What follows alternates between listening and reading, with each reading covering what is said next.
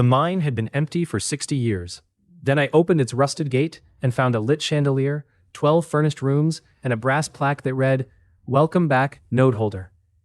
That was the moment I understood my useless F-rank coin had not ruined my life. It had enrolled me in something. 30 days earlier, the gods had branded me a failure in front of half the capital. My fiancée vanished before supper. My family packed my clothes before breakfast.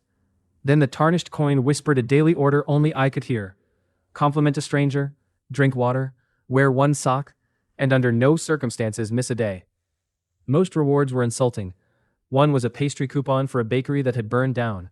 Another made rain feel slightly less wet. But the 30th reward was an underground fortress that belonged to someone before me. Someone who had disappeared. And when I found the first person reckless enough to help me claim it, the system gave us a warning: neither of us was meant to survive. To explain that, I should begin on the morning the sky decided I was worth less than a chair. Rank day smelled of hot stone, incense, and expensive panic. The ceremony plaza had been scrubbed so thoroughly that even the pigeons seemed reluctant to offend it. White banners hung from the towers of St. Orisan's hall, each stitched with the 7 official ranks of divine favor. F at the bottom in dull gray, E in brown, D in green, C in blue, B in silver, A in gold.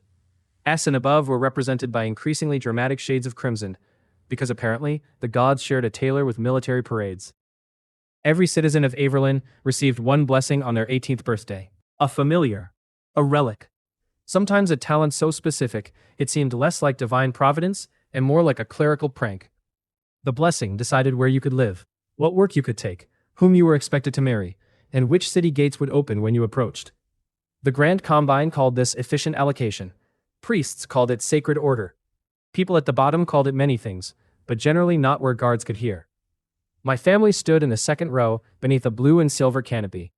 The Ashcombs had produced 4 generations of respectable blessings. Never spectacular, never embarrassing.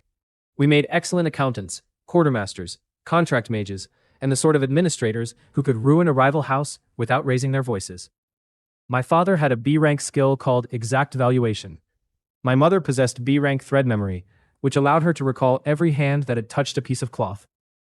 My older brother Corin had drawn an A-rank familiar shaped like a white fox and had not stopped finding reasons for it to sit on his shoulder since. The family expectation for me was modest. B-rank, father had said over breakfast. A would be welcome. C can be managed. He had not mentioned F. No one mentioned F before a ceremony. That was considered poor manners, like discussing funerals during a wedding or taxes during a robbery. Elsa Thorne stood with her parents 3 canopies away. She wore pale green and the small silver ring I had given her when we were 15. Our engagement had been arranged by our families, but the arrangement had become something warmer over the years. We had stolen pears from the Eastern Orchard, argued over history tutors, and once spent an entire winter sending each other increasingly dishonest notes about who had started a snowball fight. She caught my eye and mouthed, "B or better." I smiled. Obviously. Confidence is a wonderful garment. It fits best before anyone measures you. The first 17 candidates passed through the circle without disaster. A cooper's daughter received C-rank heatless flame and cried with relief. A noble boy drew an S-rank spear that burst from the loot window amid thunder, causing 3 priests to faint with professional enthusiasm.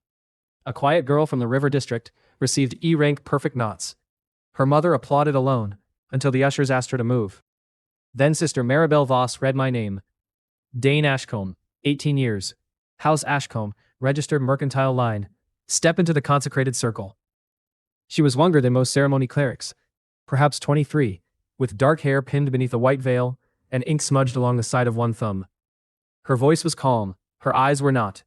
They moved between the runes at her feet as if she expected them to make a mistake. I stepped forward. The circle warmed beneath my boots. Above the plaza, the sky split. It always lasted 1 second.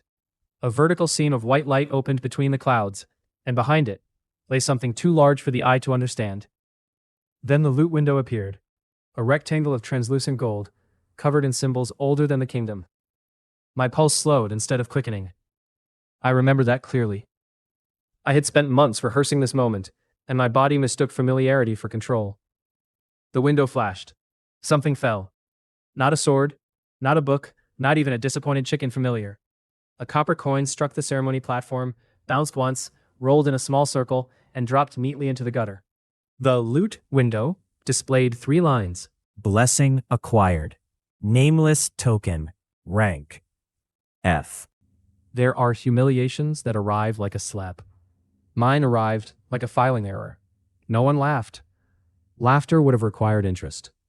The officiating priest checked his ledger. My father looked towards Sister Maribel, perhaps expecting her to announce a correction.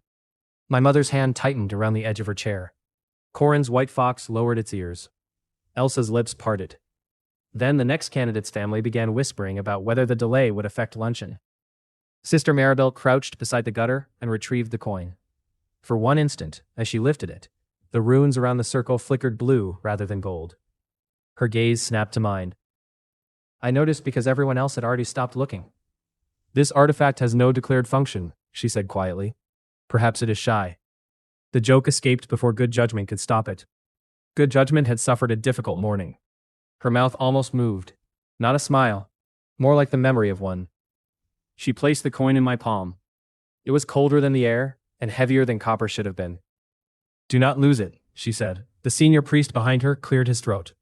All blessings are sacred. He said it with the strange dignity of a man insisting that a dead beetle was part of the soup. I closed my fingers around the coin. By the time I stepped out of the circle, the ushers had already removed the Ashcombe nameplate from the table reserved for B-rank families at the celebration banquet. They did it efficiently. I respected the speed, if not the symbolism. Father met me beneath the western arch. We will discuss this at home. Mother touched my sleeve, then seemed to remember that people were watching, and let her hand fall. Corin stared at the coin. Does it do anything? He asked. I can buy half an onion, Dain. I have not tested the onion theory. Father walked away before my humor could depreciate the family further. Elsa did not come to me. Her mother held her by the elbow, while Lord Thorne spoke urgently to a combine registrar. Elsa looked over her shoulder once. Her expression held too many things to name cleanly. Fear, shame, apology, and the terrible instinct to obey the people who controlled her future. I told myself she would visit that evening. At noon, I told myself she would send a note. At 1, a Thorne messenger arrived at our house. He carried a narrow cream envelope and the expression of a man delivering spoiled fish. Father opened it in the front hall. He read without blinking, folded the page, and passed it to me. The language was exquisite. Due to an unforeseen divergence in divine station, the House of Thorne regretted that the proposed union between Elsa Thorne and Dain Ashcombe could no longer serve the mutual stability of either family. No fault was assigned. Continued cordial regard was sincerely anticipated. Elsa had added one line beneath the formal text in smaller handwriting. I am sorry. I did not know how to stop them. I read it twice. The second reading did not improve it. What did she say? Mother asked. Continued cordial regard, I replied. Something cracked in my voice on the last word. I hated that more than the letter. Father led me into his study and closed the door. The room smelled of leather bindings and cedar oil. Every major Ashcombe contract for the last 80 years had been signed at that desk. I had imagined taking my place across from it as a partner one day. Instead, Father remained standing. The family can withstand a poor rank, he said. What it cannot withstand is uncertainty. An F rank with no function creates questions. Questions make clients cautious. So I am a market condition now. You are my son. The words came quickly enough to be sincere. The next ones came slowly enough to matter more. But the Combine reviews household averages when granting trade privileges. Corin's advancement is pending. Your sister's matches are not settled. Your continued presence depresses the average. His jaw tightened. He did not say yes. He did not need to. There are moments when anger burns hot. This was not one of them. Mine became very cold and very organized.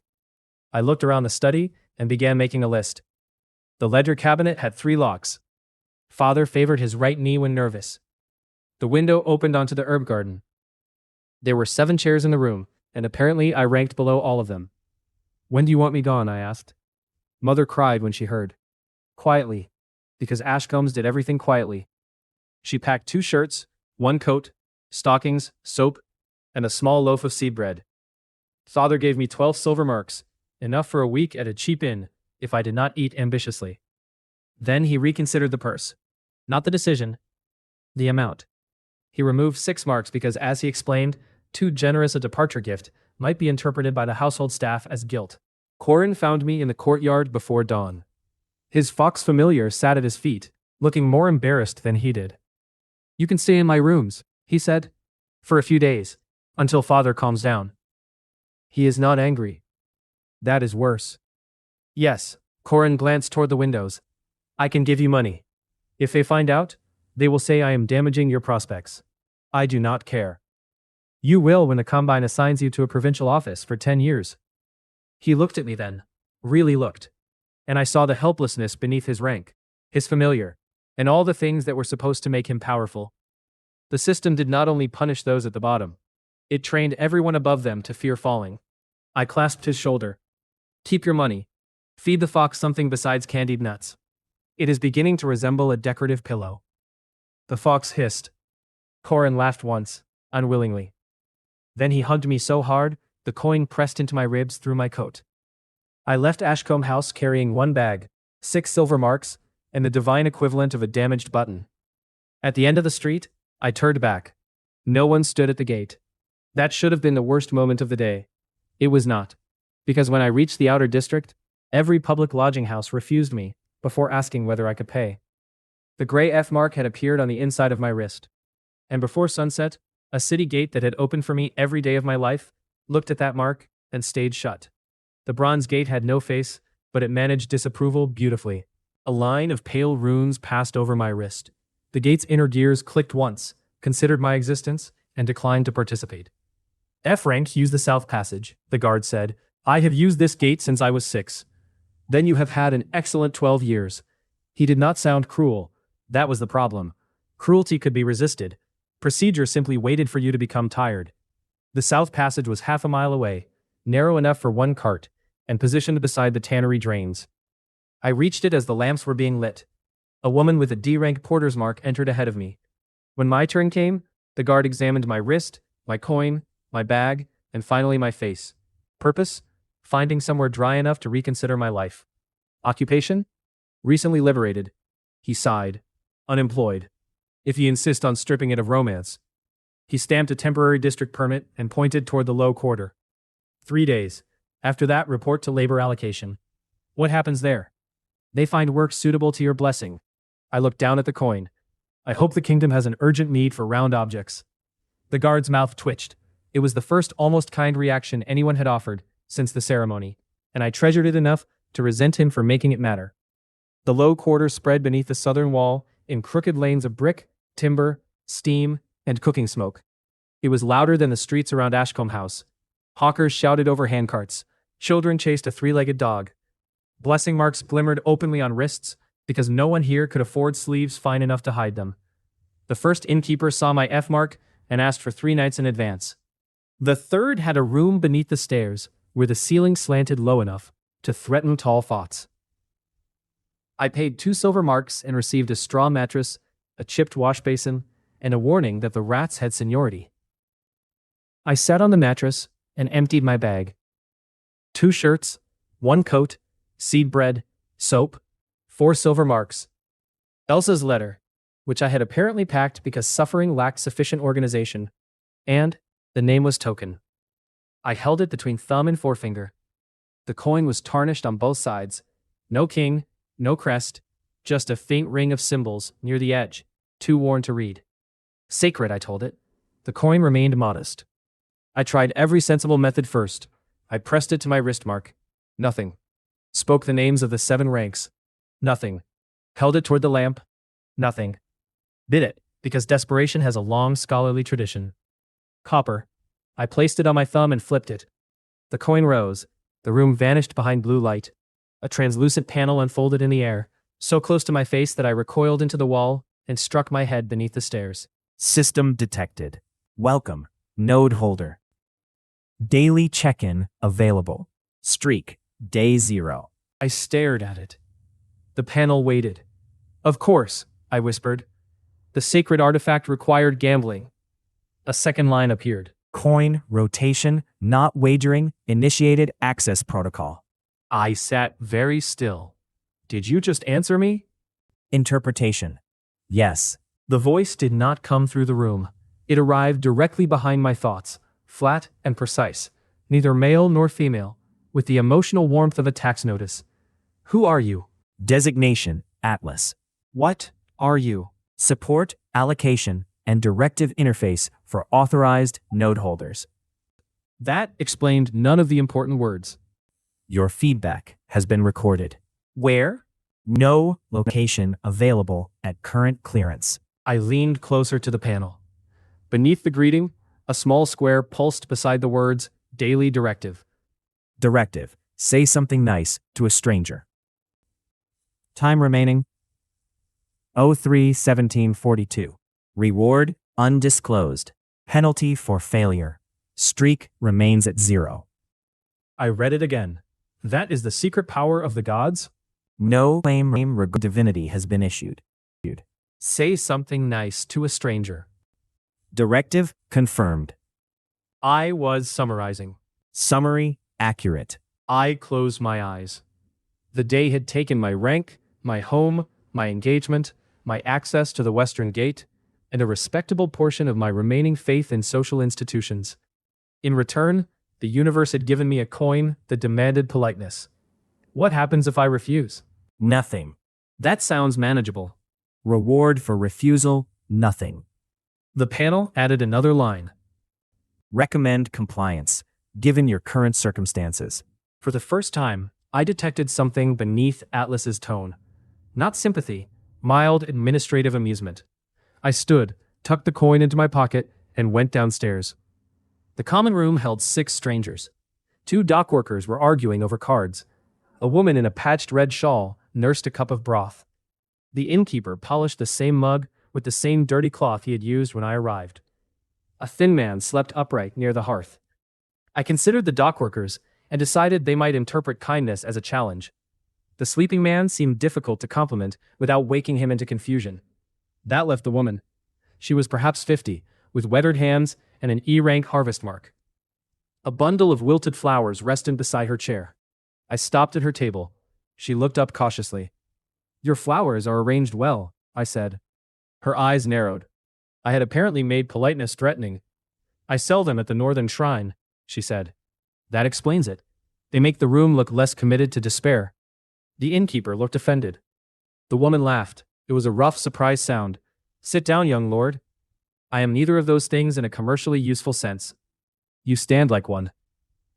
I sat. Her name was Nella. She had come from the flood villages with her daughter and sold shrine flowers that spoiled faster than hope. We spoke for 10 minutes. She asked no questions about my wrist. I did not realize how rare that was until the panel flashed behind her shoulder. Directive complete. Reward acquired, 1 copper coin.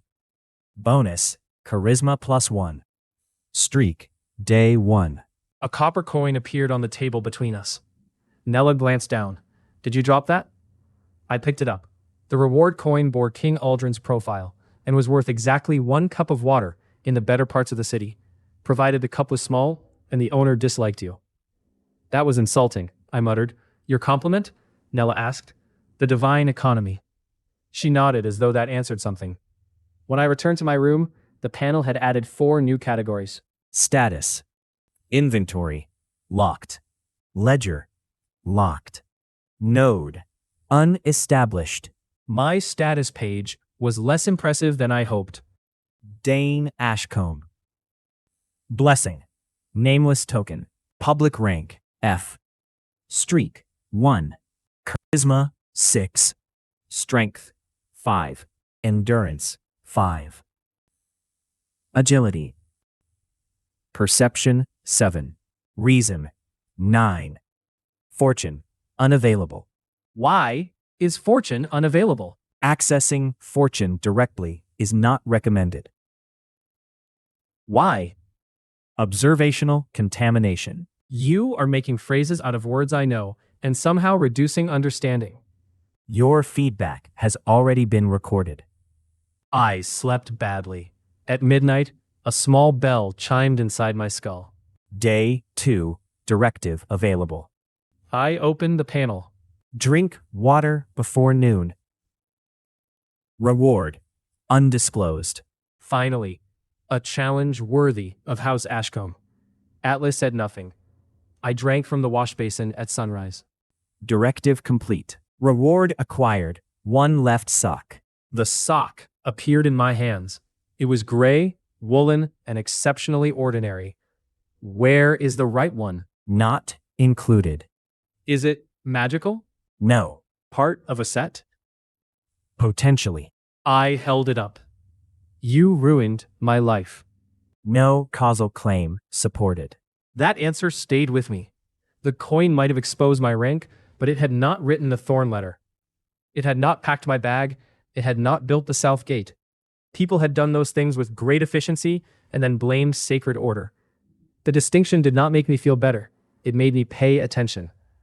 At labor allocation, an elderly clerk directed me to a salt warehouse after looking at my mark for half a second. Can you lift? Yes. Can your blessing lift? No. Then half rate. I possess the same number of arms as yesterday. The rate is based on divine productivity. Does salt become lighter in the presence of holiness? The clerk slid the form away. Next. I took the job. For 10 hours I carried sacks beneath a roof that leaked in 7 places. My new socks stayed in my bag because wearing only one gift sock felt like admitting defeat on too specific a level. At dusk, the overseer paid me 8 copper pieces instead of the promised 12. F deduction, he said. That was not on the posted rate. It is now. I looked at the 3 guards behind him, each with D-rank combat marks. Then I smiled.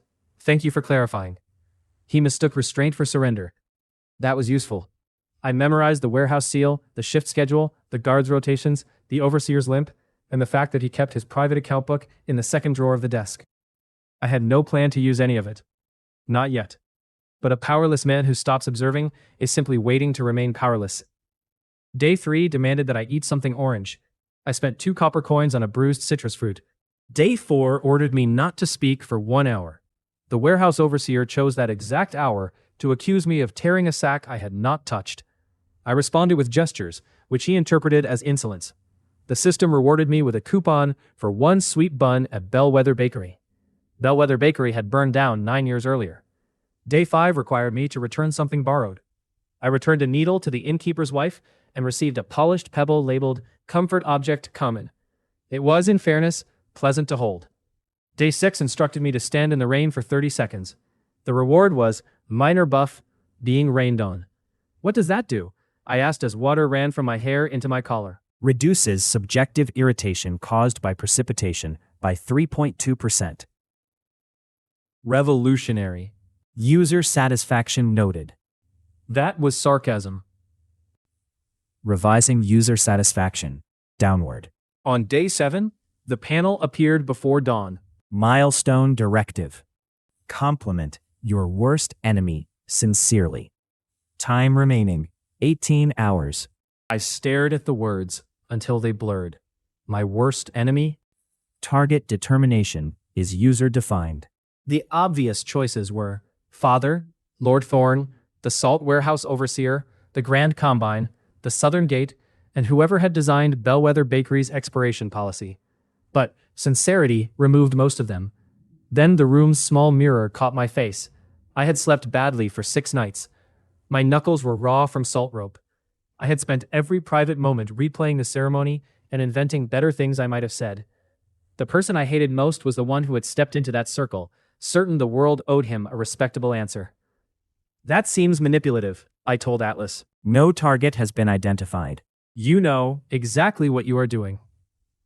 No claim regarding exactness has been issued. I stood before the mirror. The young man looking back at me seemed thinner already. Angry. Frightened.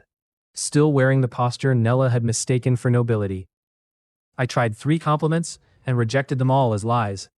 Then I said, "You left without begging." The panel remained still. I swallowed. And you came back when the reward was a sock. Directive complete. For a moment, nothing happened. Then, the blue panel darkened to black. Day 7. Streak bonus processing. The in-room trembled. Dust fell from the ceiling.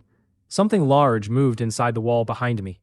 I reached for the only weapon available, which was the wash basin. The wall cracked open with a sound like stone taking a breath. And from the darkness inside, a hand-sized iron door slid into existence. The iron door opened by itself. Behind it was not a monster, assassin, or divine messenger. There was only a shallow black space, large enough to hold a loaf of bread. Milestone reward acquired. Inventory slot unlocked. Maximum capacity 0.03 cubic meters. Organic life storage prohibited. I lowered the wash basin. You put a cupboard in my wall. Portable inventory access may be summoned from any valid location. That is almost useful. Day 7. Bonus confirmed as almost useful. I placed the comfort pebble inside. The little door vanished. When I summoned it again beside the bed, the pebble remained. It was real. More importantly, it was impossible.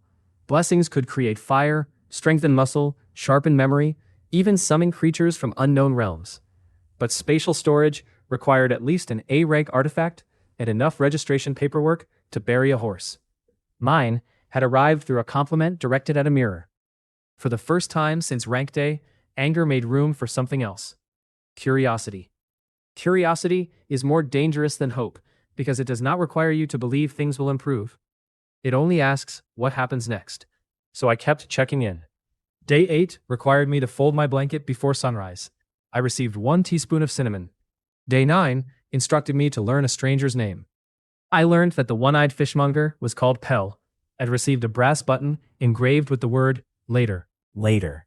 Day 10 demanded that I spend 1 hour without complaining. The system assigned it during a double shift at the warehouse. I failed after 12 minutes when a sack split over my boots. Streak failure imminent. Warning. Verbal statement. This is ridiculous. Classified as complaint. I stopped breathing for several seconds, mostly because speech had become dangerous. The overseer mistook my silence for weakness and ordered me to unload a rain-soaked cart alone. I did it without complaint. I also noticed that the cart's delivery seal belonged to a combine granary, while its manifest listed private salt. Someone was hiding grain shipments inside warehouse accounts. At the end of the hour, the system rewarded me with a skill fragment titled Basic Posture. After I absorbed it, my back hurt slightly less. The grain discrepancy remained in my mind. I began keeping my own ledger. Not of money, of people who ignored F ranks, who exploited them, who quietly offered water, which gates opened, which clerks could be bribed with pastries, which foremen lied badly, which regulations existed only when someone poor asked to see them written down. House Ashcombe had taught me that information was leverage. Losing my family had not removed a lesson. It had only broadened the list of possible targets. On day 11, I was ordered to buy a meal for someone hungrier than myself. This created a competitive field. I chose a boy outside the tannery, who had been watching my bread with the focused devotion of a priest at prayer. We split a stew. My reward was 2 copper coins, meaning the directive cost me 6. Directives are not guaranteed to produce immediate net profit. Then, what do they produce? Completion. The boy's name was Tavin. He knew which abandoned sheds stayed dry, which constables took bribes, and which alleys belonged to the Knucklebone gang. He also knew that labor allocation sold the names of unregistered F ranks to factories outside the city. The next morning, I checked my 3-day permit.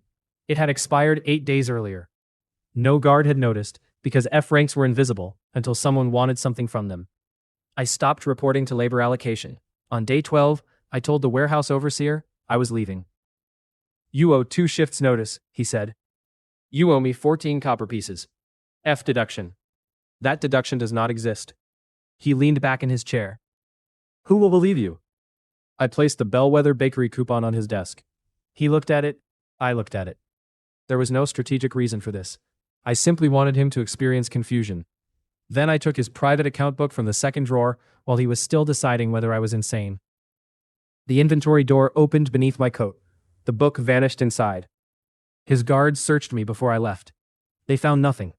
That night I copied every false payment, hidden grain transfer, and guard bribe into my ledger.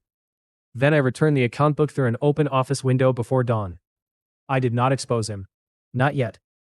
Power is not the possession of information. It is knowing the exact moment information becomes expensive. Day 12's directive had been take back something denied to you.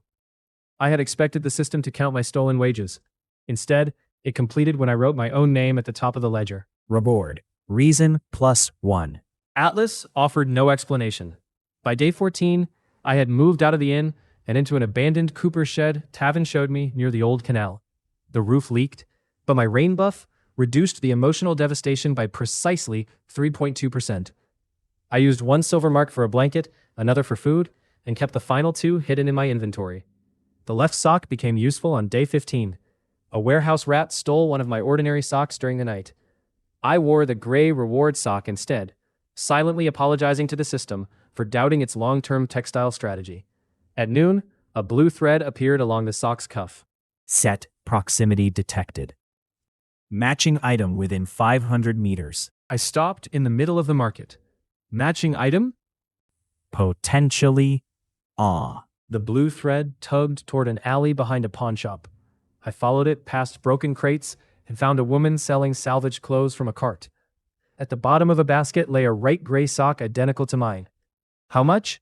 I asked. For one sock? She shrugged. A copper. Common. Set completed. The Wanderer's Pair. Bonus. Fatigue from walking reduced by 8%. I laughed so suddenly, the vendor took a step back. The system had made me search 15 days for footwear. It was absurd. It was also the first reward that felt designed rather than random. That frightened me more than the useless ones. Atlas, were the socks assigned separately on purpose? Reward allocation methodology restricted. Was the second sock placed there for me?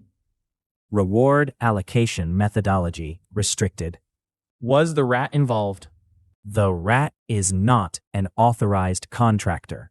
That was not a denial. I started testing the system.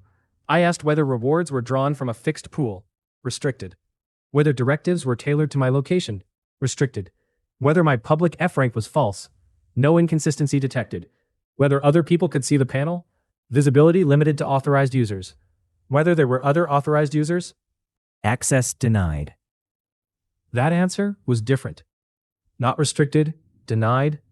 Someone had decided I should not know. On day 17, the directive ordered me to visit a place I had been avoiding. I knew immediately where it meant. The Thorn Townhouse stood in the middle district behind silver gates that still opened for my old household pass out of habit, then shuttered closed when they read my wrist. I remained across the street beneath a fabric merchant's awning.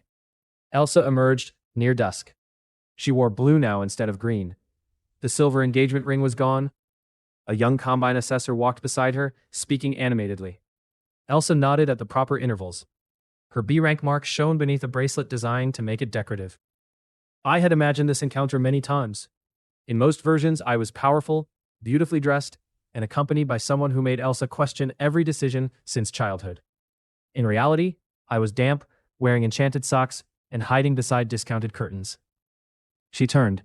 For one impossible instant, she saw me. Her step faltered. The assessor followed her gaze, but a wagon rolled between us. When it passed, I had moved into the alley. Visit requirement incomplete. You wanted me to go inside. No clarification provided. I returned after midnight. The townhouse gardens backed onto a narrow service lane. I climbed the wall where Elsa and I had once hidden during a midsummer feast. The pear tree had grown around the old footholds. Her window was dark. I did not knock. Instead, I went to the little stone bench where we had carved our initials years before. Someone had chiseled them away. The marks remained as pale scars. Directive complete. Reward. Emotional resilience +1. I nearly threw the coin into the fountain. Do not measure that. Measurement preceded objection. A light came on in the upper floor. I left before Elsa reached the window. For the next week, the directives remained aggressively ordinary. Apologize when you are wrong. Wash your hands before eating. Carry something for an elderly person. Do not interrupt anyone for 1 hour. Spend 10 minutes in sunlight. Tell no lie until midnight. The rewards ranged from 3 nails to a temporary improvement in soup temperature retention. Yet my life began changing around the edges. The old woman whose basket I carried introduced me to a mason who paid fairly. The apology was to Pell the fishmonger after I accused him of shortchanging me. He had not, and afterward he told me which inspectors sold confiscated goods. The hour without interruption taught me more about a pair of dock clerks than any interrogation could have done. The sunlight directive kept me near a square where I saw the salt overseer secretly meeting a thorn shipping agent. Random did not mean meaningless. Sometimes meaning arrived because I forced it to. By day 28, my private ledger contained enough evidence to destroy 3 foremen, embarrass 2 minor houses, and make 1 combine clerk move to a country with forgiving extradition treaties. I used none of it. Revenge had kept me moving, but movement had begun to reveal a larger shape. The same people profited from every deduction. The same families owned the warehouses, gates, and allocation offices. The Grand Combine did not merely rule the kingdom from a council chamber. It existed in every small humiliation everyone had learned to call normal. I could expose one overseer, another would replace him by lunch. If I wanted the people who discarded me to regret it, I would need more than a scandal. On day 29, Atlas ordered me to acquire a key. No door specified? No. I spent the day trying keys in markets, alleys, and abandoned buildings. At sunset, I bought a rusted iron key from the salvage cart where I had found the second sock. Directive complete. Reward, key appraisal. I touched the skill fragment and suddenly understood every notch in the iron. The key belonged to a mining lock used before the eastern tunnels collapsed 60 years ago. The vendor squinted at me. Worth something? Probably tetanus. But the next morning, day 30, the panel did not display an ordinary directive. The blue light spread across the entire shed wall. Streak milestone, day 30. Special directive. Go somewhere no one expects you to return from. Reward tier, unknown. Failure condition, sunset.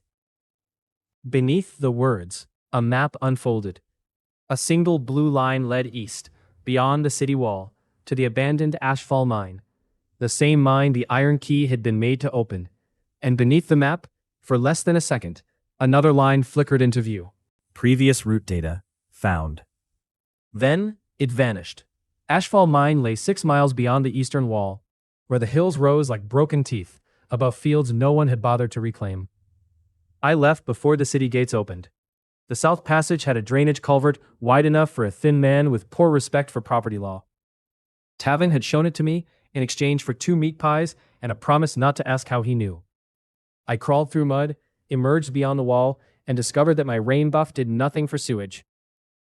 Subjective irritation remains high. Buff applies to precipitation only. An unforgivable lack of ambition. The system ignored me.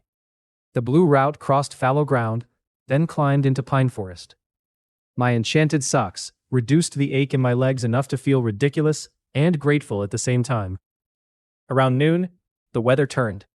Clouds rolled over the hills, and cold rain began striking the branches. 3.2% less irritating. Every advantage mattered. The old mine road appeared beneath weeds and mud.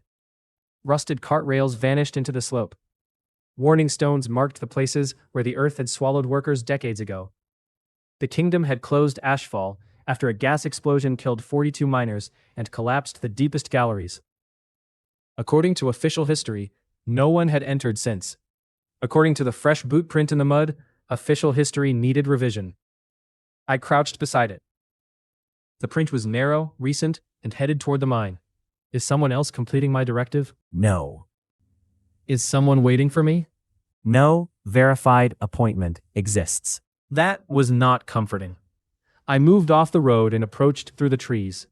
The main entrance was sealed by a rusted iron gate set into black stone. A chain, thick as my wrist, wrapped around it. The old mining lock hung beneath a plate of green corrosion. The key fit. It turned without resistance. Directive complete. Day 30 milestone reward processing. The mine remained dark. Do I receive another sock? Processing. The ground shuddered. Dust burst from the tunnel mouth. Somewhere deep beneath the hill, gears began turning, one after another. Each impact rolling through the stone like distant thunder. Pale lamps ignited along the tunnel, not flames, blue crystals set in brass cages, clean and bright, despite 60 years of abandonment. The rusted gate swung inward. A brass plaque unfolded from the wall. Welcome back, node holder. I stood in the rain, holding a key no longer attached to anything. That greeting assumes a great deal. Property acquired. Reward. Ashfall Node Facility. Tax status unresolved. Of course it is. The tunnel beyond the gate had changed. Rotting supports were now polished oak bound with iron. The rails gleamed. A red carpet ran into the darkness with the confidence of an institution that had never met mud. I stepped inside. The rain stopped behind me. My irritation improved dramatically. The entrance hall opened beneath a chandelier of blue crystal. 12 doors lined the walls. A long table stood in the center, with chairs, maps, blank ledgers, and a silver tea service. Shelves held preserved food. A side chamber contained 6 narrow beds with clean blankets. Another housed a training floor, weapon racks, and 3 wooden practice dummies whose painted expressions suggested they regretted their career choices. There was a kitchen. It was better equipped than the one at Ashcombe House. I opened cupboards until I found flour, spices, dried meat, and a jar labeled emergency biscuits.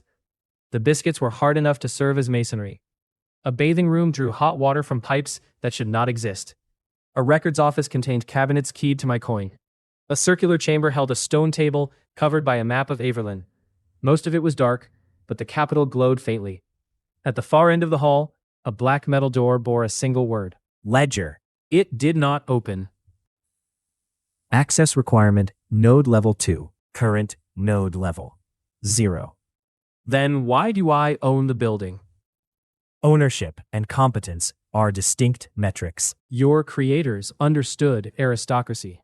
No comment. On the wall, beside the ledger door, I found scratches beneath the dust. Not random marks. Letters. Someone had carved them by hand.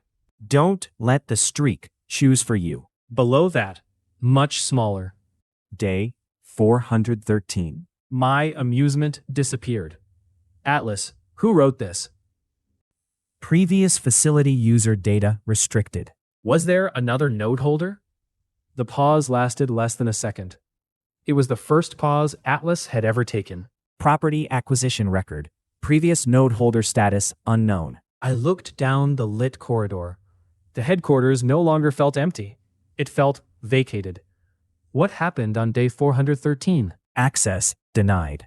Did they die? No verified status available. Did the system kill them? No verified status available. The answer repeated exactly, which made it worse. A bell rang from the central table. New node objective available. Establish one authorized member. Daily directive. Recruit someone who has been betrayed by their own blessing rank. Time remaining. 30 hours 0. Reward. Node level 1. The absurdity returned with enough force to keep fear from settling too deeply. You gave me a secret fortress and immediately assigned staffing. Facilities require personnel. I am aware. My family discussed me in similar terms. I spent the night in the facility anyway. That decision may sound reckless. It was. But the bed was clean, the door locked, and for the first time in a month, I possessed a place no gate could deny me. I slept with the nameless token in my fist and the rusted key beneath my pillow. At dawn, I began looking for someone betrayed by rank. The description covered most of Averlin. Low ranks were betrayed by being denied opportunities. High ranks were betrayed by being assigned lives they did not want. The Combine called both outcomes placement. I needed someone capable, angry, discreet, and desperate enough to follow an F-rank stranger into an abandoned mine. In other words, either a perfect partner or a future murderer. My ledger offered several names. Nella had been denied a shrine stall because of her E rank. Tavin had no registered blessing yet, making him vulnerable but far too young. Pell's D-rank water sense had trapped him in fishwork despite his talent for numbers. All had been betrayed. None belonged in a hidden organization I did not yet understand. Then I remembered a name from House Ashcomb's client files. Ren Calloway. The Calloways enforced Grand Combine contracts. Their blessings ran toward combat, tracking, and oath detection. Ren had received A-rank 3-beat foresight, the ability to glimpse a few heartbeats into the future. A remarkable gift. The Combine had classified it as unsuitable for field command because it did not produce enough visible force. Her younger cousin received an S-rank stone construct and took the position Ren had trained 12 years to earn. That qualified as betrayal with documentation. Calloway House had a private training yard in the Eastern District. I could not enter through the gate, but the neighboring dye works, stacked barrels against the shared wall. I climbed onto a roof, summoned my inventory door to hide the coin, and watched from behind a chimney. Ren stood in the center of the yard with a wooden sword. She was tall, dark-haired, and dressed in plain black training clothes. 3 men attacked her at once. She moved before they did. Not quickly, early. Her blade struck the first man's wrist before his swing began. She stepped around the second as though avoiding a puddle, hooked his ankle, and used his fall to block the third. Every motion was small, economical, and deeply insulting to anyone who believed spectacle was the same as strength. She disarmed all 3 in 6 seconds. An older man beneath the gallery did not applaud. Again, he said. Ren lowered the sword. They are tired. They are Soren's men. He requires opponents who can last. Then trains Soren to stop announcing every strike with his shoulders. A broad young man leaning against the gallery rail scowled. A stone figure twice his height stood behind him, faceless and massive. S-rank, I assumed. The older man, her father, Marshal Calloway, descended the steps. Your task is to support your cousin. My task was command assessment. Your blessing is advisory. My blessing lets me see attacks before they happen, and his can break a city gate. So can a cart filled with lamp oil. We do not appoint the cart captain. I liked her immediately. This was inconvenient. Soren pushed away from the rail. You always do this. Win? Make everything sound smaller than it is. Large things are usually compensating. The stone construct groaned. Marshal Calloway stepped between them. Enough. Ren, the Combine has approved your placement.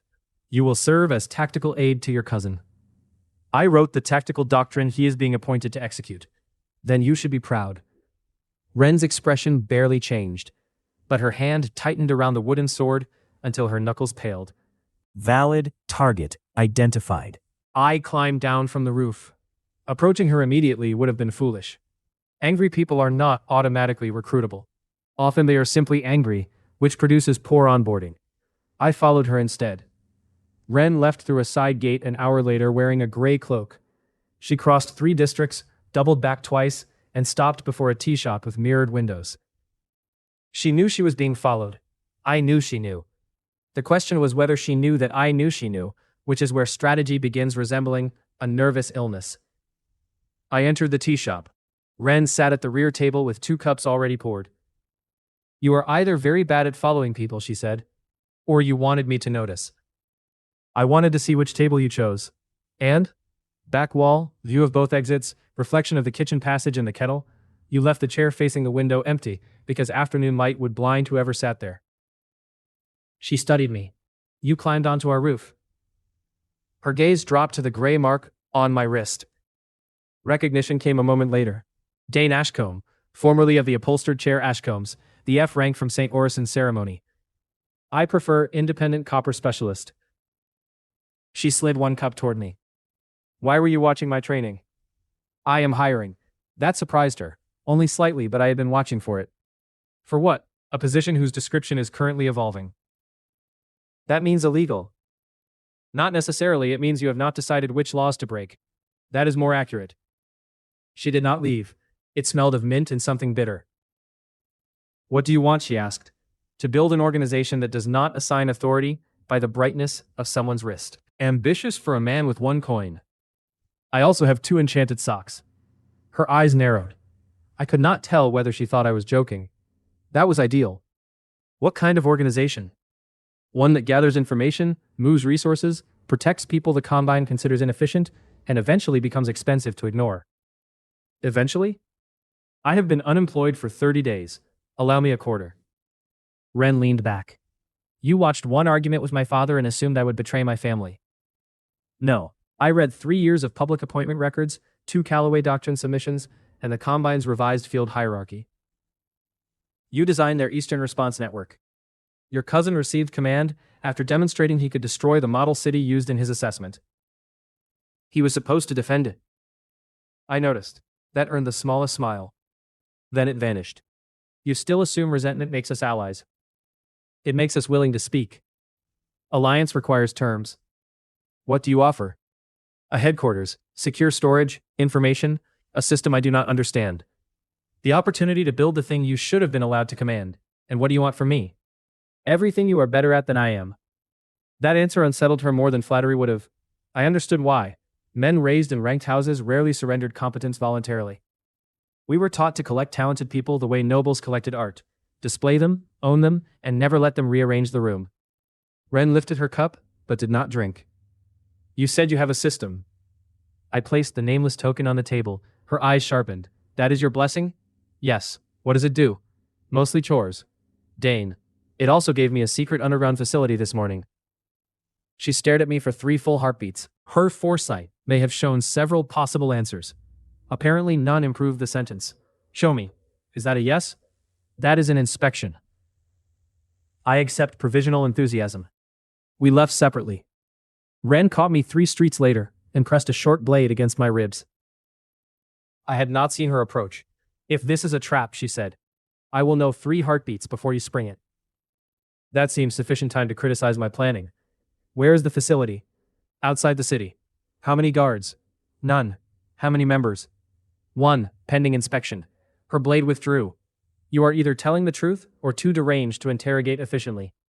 Those conditions can coexist. The trip to Ashfall took most of the remaining daylight. Ren asked questions the entire way.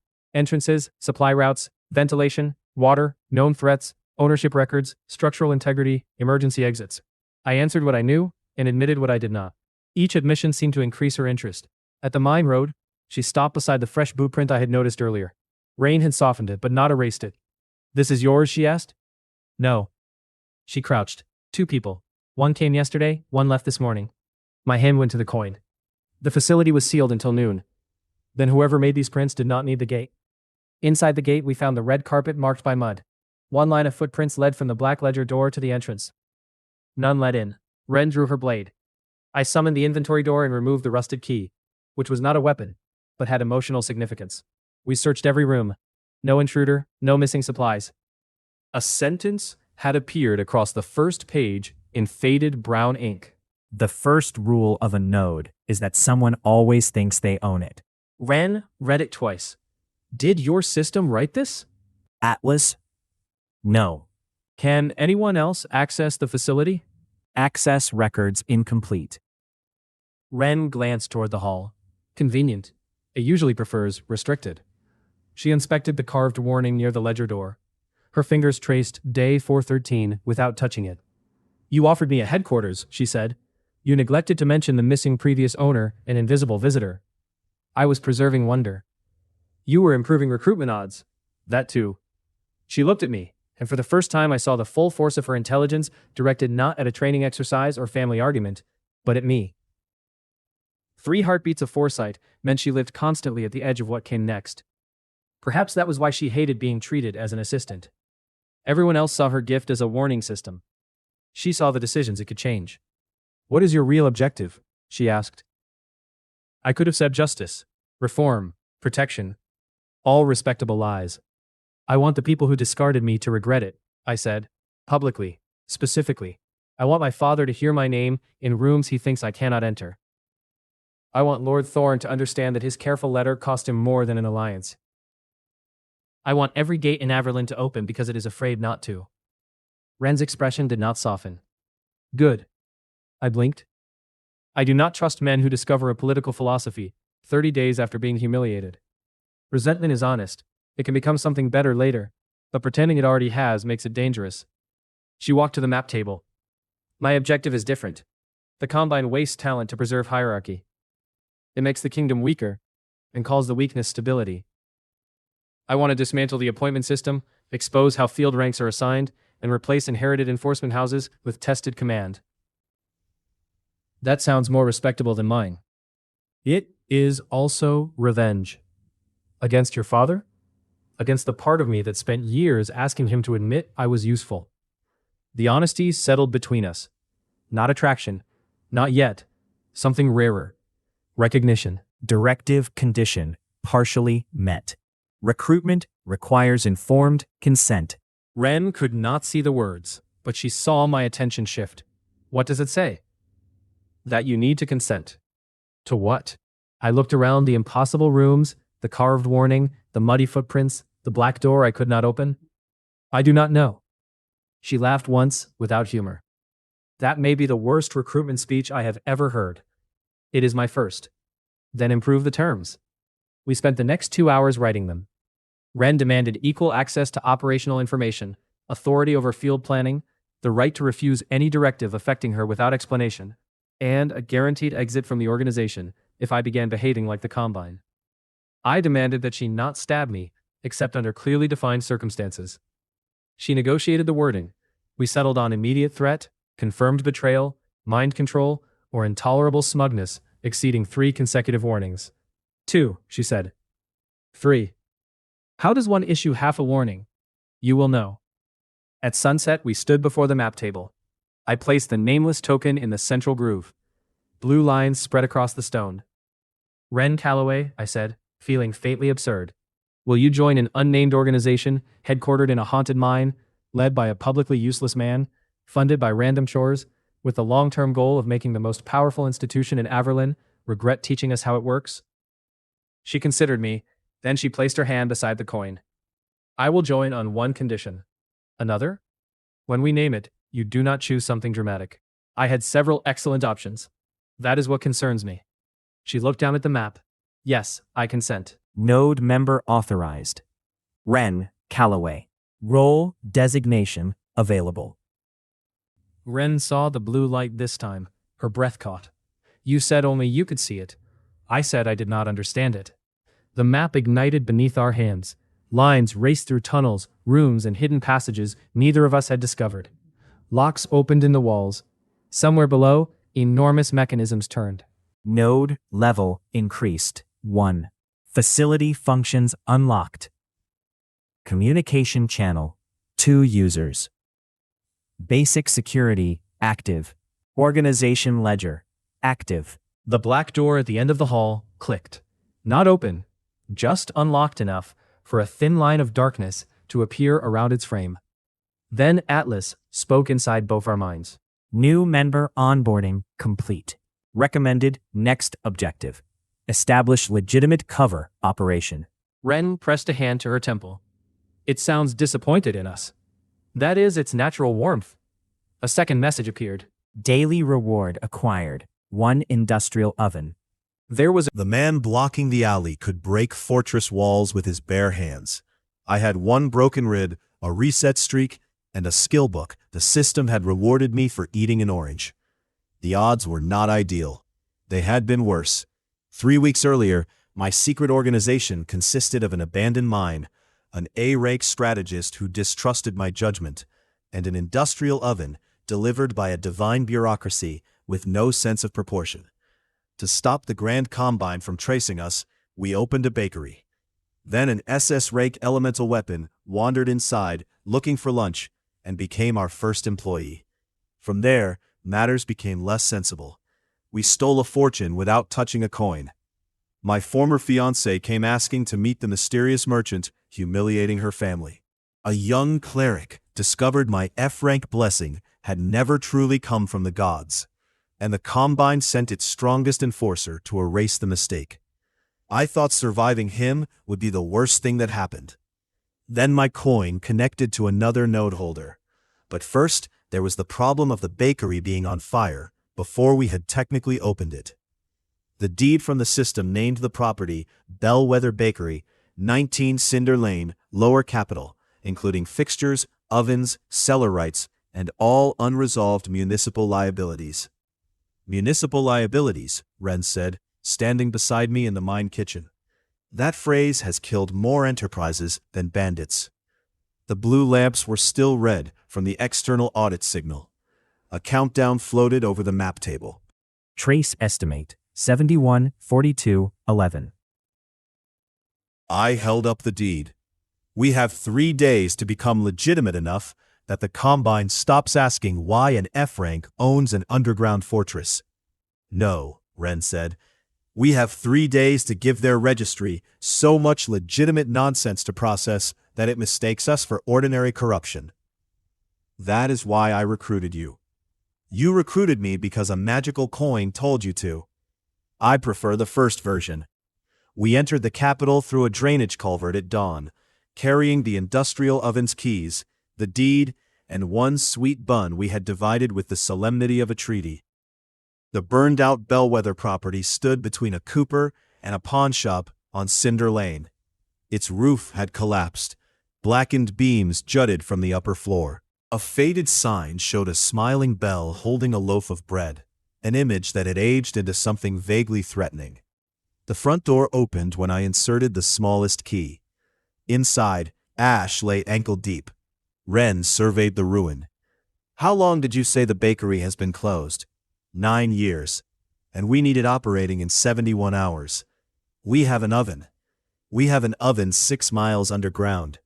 Details are obstacles wearing formal clothes. You sound like someone who has never moved an industrial oven.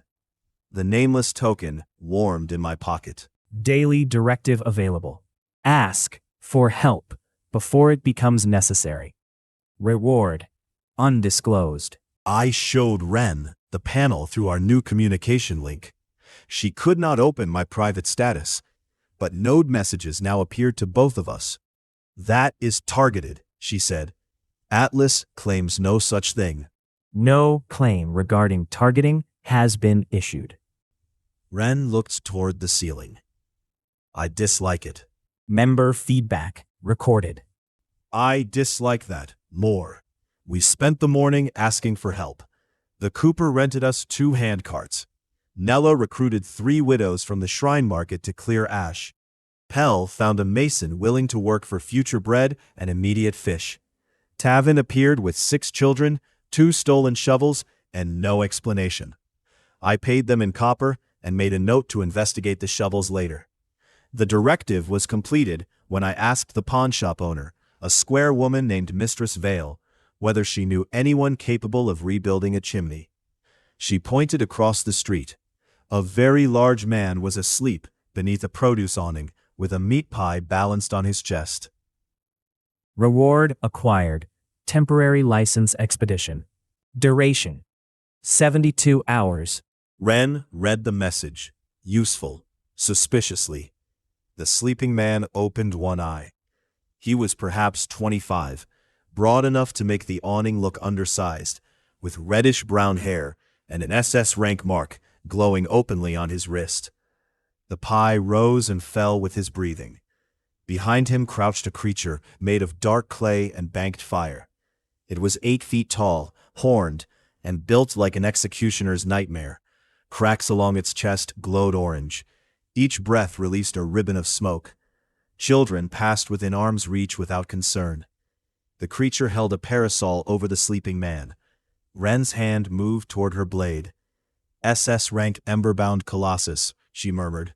There are only 4 registered in Averlin. The man opened his other eye. If you are inspectors, I am dead. We need a chimney rebuilt, I said. He took a bite of the pie without sitting up. What is your name? Grimsby Oat. Occupation? Between obligations. The pawnshop owner shouted from her doorway. He was dismissed from the Western Garrison for sleeping during a siege drill. Grimsby raised one finger. The siege was hypothetical. You let the practice wall burn. The wall displayed structural pessimism. The Colossus rumbled in agreement. Ren stepped closer. Your blessing could rebuild this shop in a day. It could also destroy it in 4 seconds. Destruction has fewer meetings. What do you want? I asked. He looked at the burned bakery. Lunch. That is not a long-term ambition. It has served me consistently. The system panel appeared. Node recruitment opportunity. Directive update. Hire someone overqualified and undermotivated. Ren saw it and closed her eyes. No, she said. Grimsby looked at her. I have not applied. Not you. I crouched beside him. 1 meal per shift, a bed if needed. No military discipline. Your Colossus supplies heat, repairs masonry, and does not set fire to customers. Grimsby considered the offer. 2 meals. 1 in all damaged pastries. Define damaged. Anything Ren cannot sell. Ren folded her arms. Then he will sabotage them. Grimsby smiled for the first time. She understands management. Directive complete. Authorized member added. Grimsby Oat. Role suggestion. Operations. Ren and I said no at the same time. Role suggestion: culinary operations. Grimsby sat up. Your invisible voice is wise. His colossus stood. The street went silent. Then the creature lifted the bakery's collapsed roof in both hands as if removing a hat. By sunset, Bellwether had walls. By midnight it had a roof, chimney, counters, and the industrial oven transported through a node passage that unlocked when Grimsby joined. The passage connected the mine cellar to the bakery cellar by a door that ignored the 6 miles between them. Atlas called it basic logistical compression. Wren called it the single most valuable smuggling route in the kingdom. Grimsby called it convenient for snacks. The next day, we registered the business. Our temporary license expedition allowed us to skip 19 forms, 2 inspections, and a bloodline verification. We still faced Clerk Boswin, who had the narrow shoulders and broad suspicion of a man promoted for refusing joy. Bellwether Bakery burned down, he said. We noticed. 9 years ago, we are committed to a patient reopening. He examined the deed. Owner listed as Dain Ashcombe, F rank. The room changed around that word. Other clerks looked up, then away. Boswin tapped the paper. Commercial ovens require a C-rank operator or above. I pointed to Grimsby. Grimsby's SS mark glowed. Boswin went pale. Fire safety certification? The ember-bound colossus leaned through the doorway and exhaled smoke. Boswin stamped the form. Approved. The external audit countdown vanished the instant our registry entry became active. Audit signal redirected. Public node cover established. Bellwether Bakery. Wren waited until we were outside. Why did that work? The Combine system detected unusual property linked to my blessing. We gave it a business with an SS rank heat source, spatial delivery capacity it cannot see, and 9 years of unpaid municipal fees. Bureaucracy has found a more attractive victim. Did you plan that? Parts. Which parts? Going inside. She laughed to spite herself. That sound became my first profit. Our second was bread. Grimsby had never baked before. His first batch emerged black on the outside and frozen in the middle, an achievement that required active hostility toward temperature. His second batch rose so violently that it forced open the oven door and struck Pell in the chest. The third batch changed everything. The ember-bound colossus lowered its hands around the oven, adjusting the heat with microscopic precision. Grimsby stopped pretending not to care. He watched the dough through the little glass window, head tilted, expression intent. When the loaves came out, the crusts shone gold. People smelled them from the street. We sold out in 23 minutes. By the end of the week, a line formed before dawn. Excellent, Wren said, reviewing the accounts. We have become financially dependent on him. Grimsby slept beneath the counter, with a flour sack as a pillow. His colossus kneaded dough with hands that could crush cavalry. Leadership takes many forms, I said. The bakery became our front, our listening post, and our first honest source of money.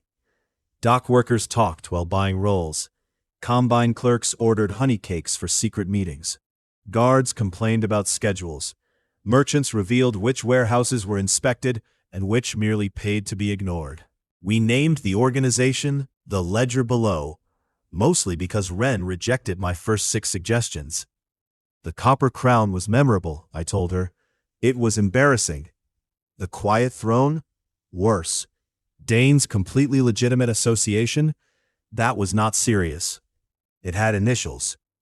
The black door in the mine opened after we entered the chosen name into the node map. Beyond it lay a circular archive, descending farther underground than the mine should have allowed. Shelves vanished into darkness. At the center stood a stone lectern bearing a single massive book. The ledger below.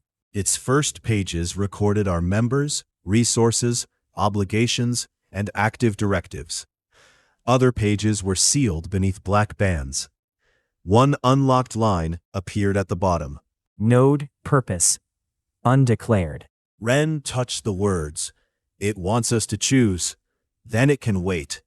The page turned by itself. New directive available. Take something from someone who took something from you. Grimsby looked over my shoulder while chewing a roll. Can we take lunch? Ren's gaze met mine. She knew exactly whose name had entered my mind. House Thorn had taken my future before I understood it was conditional. Now their shipping empire was feeding on the same hidden grain network I had traced at the salt warehouse. For the first time, revenge and strategy pointed in the same direction. That should have warned me. Ren did not let me move against House Thorn for 4 days. She made me prove the move would still be valuable if Elsa had never existed. That is unnecessary, I said in the ledger chamber. It is the only necessary question. Their shipping records connect the hidden grain transfers to Combine officials. Useful. They underpay unranked dock labor through shell contractors. They dissolved my engagement before my ceremony seat was cold. Emotionally vivid, strategically irrelevant. I leaned over the map table. You enjoy this. I enjoy not losing because our founder confuses heartbreak with operational doctrine. Grimsby, asleep in a nearby chair, lifted one hand. I support whichever doctrine finishes before supper. Ren ignored him. I laid out the facts. Thorn Shipping handled 1/3 of the capital's imported grain. Their books listed losses from spoilage, river theft, and weather. My stolen warehouse records suggested those losses were invented. The missing grain went to private Combine reserves, then reappeared during shortages at triple price. If we stole money, they would hide the theft. If we stole records, they would burn replacements. If we made their own clients doubt them, every contract would become a weapon. Ren finally nodded. Now we can discuss revenge. Her plan was better than mine. That was becoming a pattern I was learning not to resent. We would not expose House Thorn directly. We would alter one hidden shipment route so 3 rival merchants received proof that the Thorns were selling the same grain contract to each of them. Then we would let those merchants discover the fraud in public at the exchange hall. No anonymous accusation, no heroic speech, just wealthy people realizing someone had tried to cheat them. Averland's ruling class tolerated cruelty far better than embarrassment.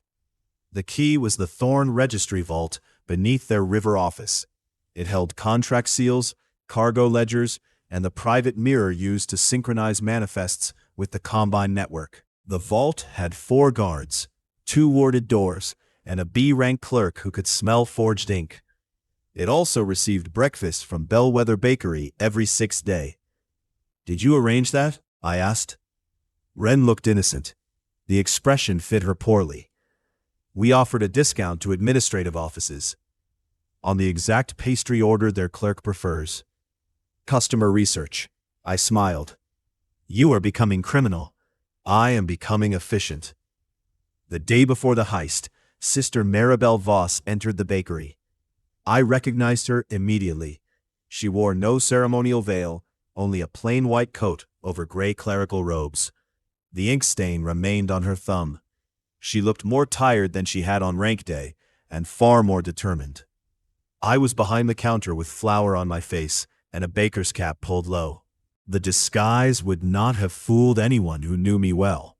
Maribel had seen me for less than a minute while my life collapsed. Apparently that minute had bothered her for weeks.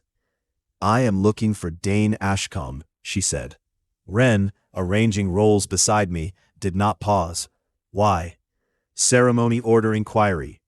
Has he committed a religious offense? Possibly. I dropped a tray. The crash drew every eye in the room. Maribel turned toward me. Her gaze passed over my face, my covered wrist, and the coin-shaped bulge beneath my apron. I felt the nameless token grow cold. Are you all right? She asked.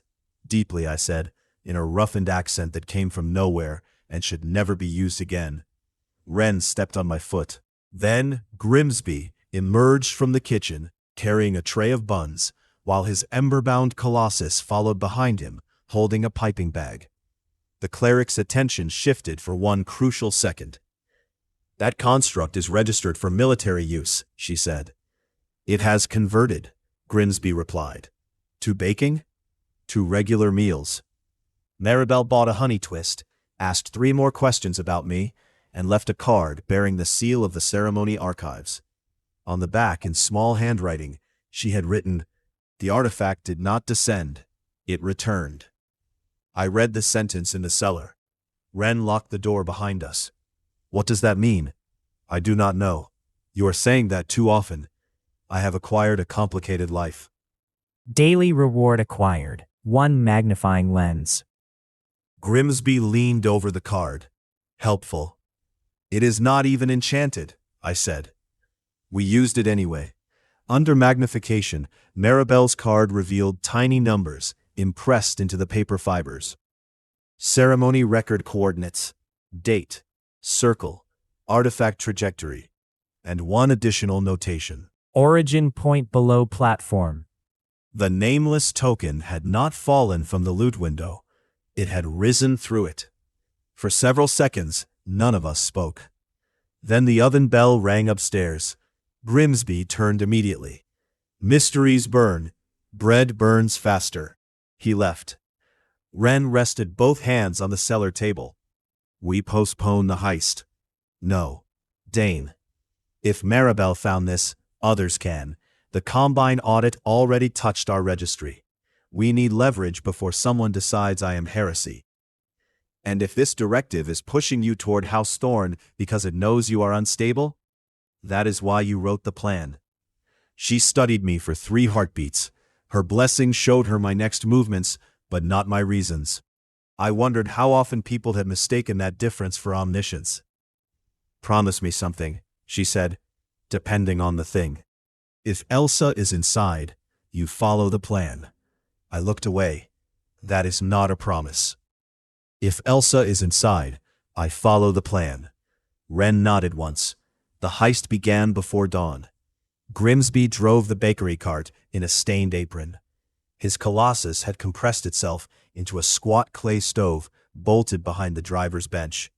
Ren hid beneath false flour sacks. I wore a delivery coat and carried 12 breakfast boxes, one of which contained no pastry at all. The Thorn River office rose from the quay in white stone, elegant enough to make commerce look innocent. Guards checked our license, Grimsby's mark, the cart, and 3 random boxes. The 4th box held my coin, the inventory door, and a folded mirror cloth Ren had acquired from a Combine quartermaster who enjoyed cinnamon rolls beyond the limits of loyalty. We entered. The breakfast route took us past the registry hall. Ren slipped from the cart when the corridor guards turned toward Grimsby's argument about pastry temperature. You ordered them warm, he said. We ordered them at 6. Time and temperature are distinct services. The guards became invested. I carried 2 boxes upstairs to the contract office. The B-rank ink clerk sat behind a glass partition, nose twitching as she reviewed manifests. The vault door stood 12 feet behind her. Objective proximity confirmed. Take something from someone who took something from you. I had expected the contract seal. The panel highlighted nothing. That meant interpretation remained mine. Ren's voice came through our node channel. South Hall, clear. 30 seconds. I placed a honey twist on the clerk's desk. Bellwether apology, I said. For what? Yesterday's batch contained insufficient honey. She sniffed the pastry. The skill fragment basic posture straightened my shoulders and slowed my breathing. Charisma helped, but details mattered more. I had learned from Pell that people distrust free gifts unless given a small grievance to justify them. The clerk took a bite. Grimsby's pastry did the rest. Her eyes closed. I walked behind the partition. She opened them. You cannot. The comfort pebble rolled from my hand and struck the floor. She looked down by instinct. The inventory door opened against the vault lock. Ren's stolen mirror cloth slid through the gap and covered the ward plate from inside. The synchronization rune went blind. The vault clicked. Ren appeared at the far end of the corridor, exactly 3 heartbeats before the guard patrol turned the corner. Now, she said. We entered, and closed the door. Inside, shelves held thousands of contracts sealed in silver tubes. A private registry mirror shimmered along the back wall, showing cargo numbers flowing across its surface. Ren went to work. She did not forge a manifest. She changed the index that told the network where to look. 3 legitimate contracts now pointed to the same hidden shipment. The records remained authentic. The contradiction became undeniable. I found the engagement ledger by accident. House Thorne recorded every proposed marriage as a commercial asset. My name appeared beside Elsa's, with estimated shipping privileges, Ashcombe credit value, and projected offspring ranks. A red line crossed the page. Terminated. Divine depreciation. For a moment, the room disappeared behind the words. Ren saw my face. Dain. I reached toward the ledger. The directive panel pulsed. Take something. I could steal the page, burn it, carry proof that they had reduced years of history to a failed investment. Instead, I took the silver valuation seal from the shelf beside it. It was the tool House Thorne used to assign worth to people and contracts. Directive complete. Reward pending. Ren exhaled. Why that? Because the page only hurts me. I placed the seal in my inventory. The seal hurts them. Her expression changed. Not pride exactly. Trust, perhaps, arriving before either of us had agreed to name it. Then the vault alarm began. The B-rank clerk had finished her pastry. We had 40 seconds to leave a building whose doors were designed to trap thieves inside. Ren smiled. That was when I knew she had planned for this part too. Ren's escape plan depended on 3 things: the building's guards responding exactly as trained, the river office caring more about records than people, and Grimsby being willing to ruin breakfast. All 3 proved reliable. The moment the alarm sounded, the guards sealed the quay exits and rushed toward the registry vault. Grimsby overturned the bakery cart in the central hall. Rolls, flour, and honey cakes scattered across the marble floor. His compressed colossus expanded with a roar, not attacking anyone, merely becoming 8 feet of glowing clay in a corridor designed for clerks. Every guard stopped. Fire containment failure, Grimsby announced. There was no fire. The colossus opened its chest. Smoke poured out anyway. Panic is often less about danger than confidence. No one wanted to be the first person to tell an SS-rank construct it was not allowed to malfunction. Ren and I left through the contract office wearing 2 clerk coats taken from the emergency wardrobe. The building's evacuation runes directed staff away from the smoke and toward a rear stair. We joined 30 frightened employees, carried empty document cases, and walked out beneath the eyes of guards searching for thieves in baker uniforms. At the riverside, Ren pulled me into a narrow alley. 3 heartbeats, she said. We stepped aside. A crossbow bolt struck the wall where my head had been.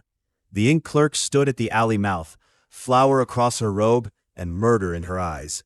She had followed us alone. You, she said to me. I smelled no ink. That feels like a flaw in your profession. She raised the crossbow again. Ren moved before the trigger. Her hand struck the weapon aside. I caught the clerk's wrist, turned, and used basic posture to keep my balance as she drove a knee toward my ribs. The clerk was stronger than she looked. Most dangerous people were. She twisted free and reached for an alarm charm. I pressed the stolen valuation seal into her palm. Her eyes dropped to it. House Thorne's private seal, I said. Missing from a locked vault, while 3 contradictory grain contracts enter the public registry. You can sound the alarm. Then explain why you were guarding evidence of market fraud. Her hand stopped. Ren watched her face. 3 heartbeats passed. The clerk lowered the charm. You planned this, she whispered. Not this exact alley. Ren looked at me. Do not undermine the moment. We left the clerk with the seal. That was the final part of the theft. House Thorne had taken my social value and assigned it a number. I returned their instrument of valuation to the one employee who could expose what it had been used to hide. The system chimed. Directive reward acquired. Skill book. Deferred impact. Grade variable. Store a portion of physical force received. Release stored force through contact. Caution. Storage does not prevent initial injury. I absorbed the skill book. A new sensation opened behind my ribs, like an empty account waiting for a deposit. That sounds useful, Ren said. It specifically warns me I still get hurt. Useful and honest. An unusual combination. The exchange hall discovered the 3 contracts before noon. By 1, merchants were shouting in the street. By 2, House Thorn's credit seals had been suspended. By 3, the Grand Combine announced a routine review, which was how powerful institutions described fires they hoped no one could see. Bellwether sold out of celebration buns by 4. We did not name House Thorn publicly. We did not need to. Their rivals did it for us with admirable volume. Lord Thorn dismissed 2 clerks, denied all wrongdoing, and blamed a registry error. The ink clerk resigned before he could dismiss her, and delivered copies of the hidden grain contracts to 3 merchant councils. Ren pinned the reports to the ledger chamber wall. 1 move, she said. 4 outcomes. Credit frozen. Internal witness activated. Rival merchants mobilized. Combine attention divided. And the bakery made 11 silver marks. 5 outcomes. Grimsby raised a flour-covered hand. 12. A councilman paid extra to throw a bun at a foreign carriage. We should have celebrated. Instead, Maribel's message waited in my pocket, and the black ledger pages had begun moving at night. Every morning, I found 1 sealed band loosened by a fraction. Beneath it, fragments of old entries appeared. Node 7 terminated. Node 12 inactive. Node 3 purpose deviation. No names, no dates. Only evidence that the system had existed before me, and that some of its users had not ended well. I asked Atlas what purpose deviation meant. Node purpose remains undeclared. That was not my question. Response remains available. Ren began sleeping at the mine more often. Not because she feared her family. She insisted on that. Because the ledger changed unpredictably, and she wanted to catch it in the act. One night, I found her at the map table with her head resting on folded arms. A candle had burned down beside her. She had removed her boots, but not her knife. I draped a blanket over her shoulders. Her eyes opened before the cloth touched her. 3 heartbeats. Dangerous, she murmured. The blanket? Approaching me while I sleep. You saw it coming. I saw you hesitate twice. I sat across from her. I was deciding whether kindness violated operational boundaries. It does. Should I take it back? She pulled the blanket closer. For a while, neither of us spoke. The blue map light moved across her face. Why did you really leave the engagement page? She asked. Because I wanted to take it. That is not an answer. It is the answer. The system gave me a command broad enough to excuse anything. I could feel it waiting for my interpretation. I looked toward the carved warning near the door. Don't let the streak choose for you. Ren followed my gaze. You think the previous node holder stopped choosing? I think I need to know what happens when a directive becomes more important than the reason you obey it. Her hand rested near mine on the table, not touching. You recruited me to tell you when that happens. I recruited you because you are better at strategy. Her fingers moved the final inch and covered mine. It was not a kiss. It was barely an embrace. Yet my body reacted as though the room had shifted around us. Ren looked down at our hands with mild suspicion. Do not make this complicated, she said. I was planning to become extremely normal about it. That sentence proves you cannot. She released me when footsteps sounded in the hall. Grimsby entered carrying a plate. I found the emergency biscuits, he said. They were already found, I replied. I found a way to soak them in custard. Ren stood. That may qualify as a second blessing. The moment passed, but not entirely. 2 days later, Elsa Thorne walked into Bellwether Bakery. She arrived without family colors, guards, or the silver carriage that usually waited outside foreign properties. Her blue dress was plain by noble standards. The absence of jewelry made her look younger and more like the girl who had once dared me to climb a frozen fountain. I was in the cellar, reviewing cargo reports, when Ren came through the known passage. "Your former fiancé is upstairs." The word former landed exactly where it always did. "Why?" She asked for the owner. "Tell her he is dead." Ren's expression cooled. "That would be dramatic." "I was told I have a gift." "She did not come to reclaim you." "You know that?" I asked. I stared at her. "You asked Elsa Thorne whether she came to reclaim me?" I used more precise language. "Of course you did." Ren folded her arms. "She came because the mystery merchant behind Bellwether has access to the records that exposed her family. She wants to negotiate." "Then negotiate." "She asked for the owner by name."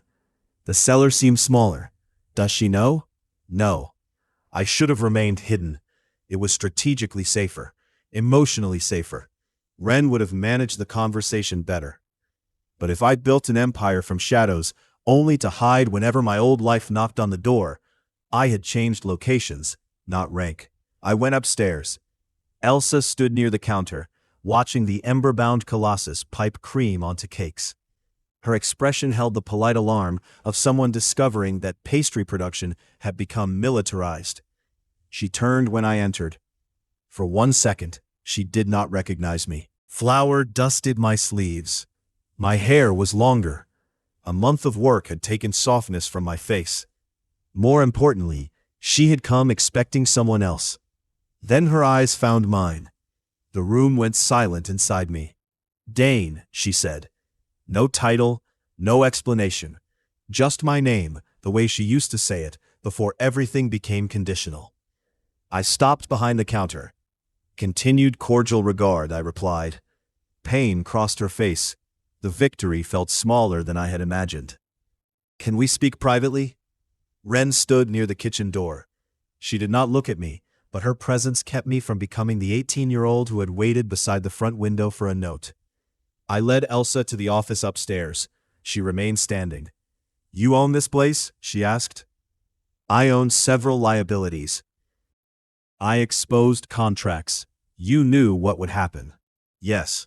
Her hands tightened around the folded handkerchief. "He says someone altered the registry. Someone corrected where it pointed. Is that supposed to make it different?" "It made the records true." Elsa looked toward the window. Below, customers waited in line beneath the restored Bellwether sign. "My mother says the family may lose 2 shipping charters. I am sorry." She flinched at the words. I had not meant them cruelly. That was worse. "I wrote that line," she said, "in the letter." "I know. I fought them for an hour. Then you signed. They threatened to strip my allowance, send me to my aunt's estate, and petition the Combine to reassign my marriage. And I was outside the south gate, with 6 silver marks." Her eyes filled, but she did not look away. "I know." The simple admission cut through every speech I had prepared. "I was afraid," she said, "not of being poor, of becoming what happened to you. Everyone I trusted acted as though abandoning you was obvious. I told myself they must understand something I did not. They understood the average. I should have come. Yes. No forgiveness, no punishment, just the truth." Elsa nodded as though accepting a sentence. Then she placed a folded shipping map on my desk. "My father moved the private grain reserves last night. He is destroying records at the South Quay. If the Combine finds them first, they will bury everything and make him dependent on them. If his rivals find them, workers may riot when they learn how much grain was hidden during last winter's shortage. Why give this to me? Because you did not invent what he did." Her voice shook. "And because I am tired of being protected by decisions I am ashamed of."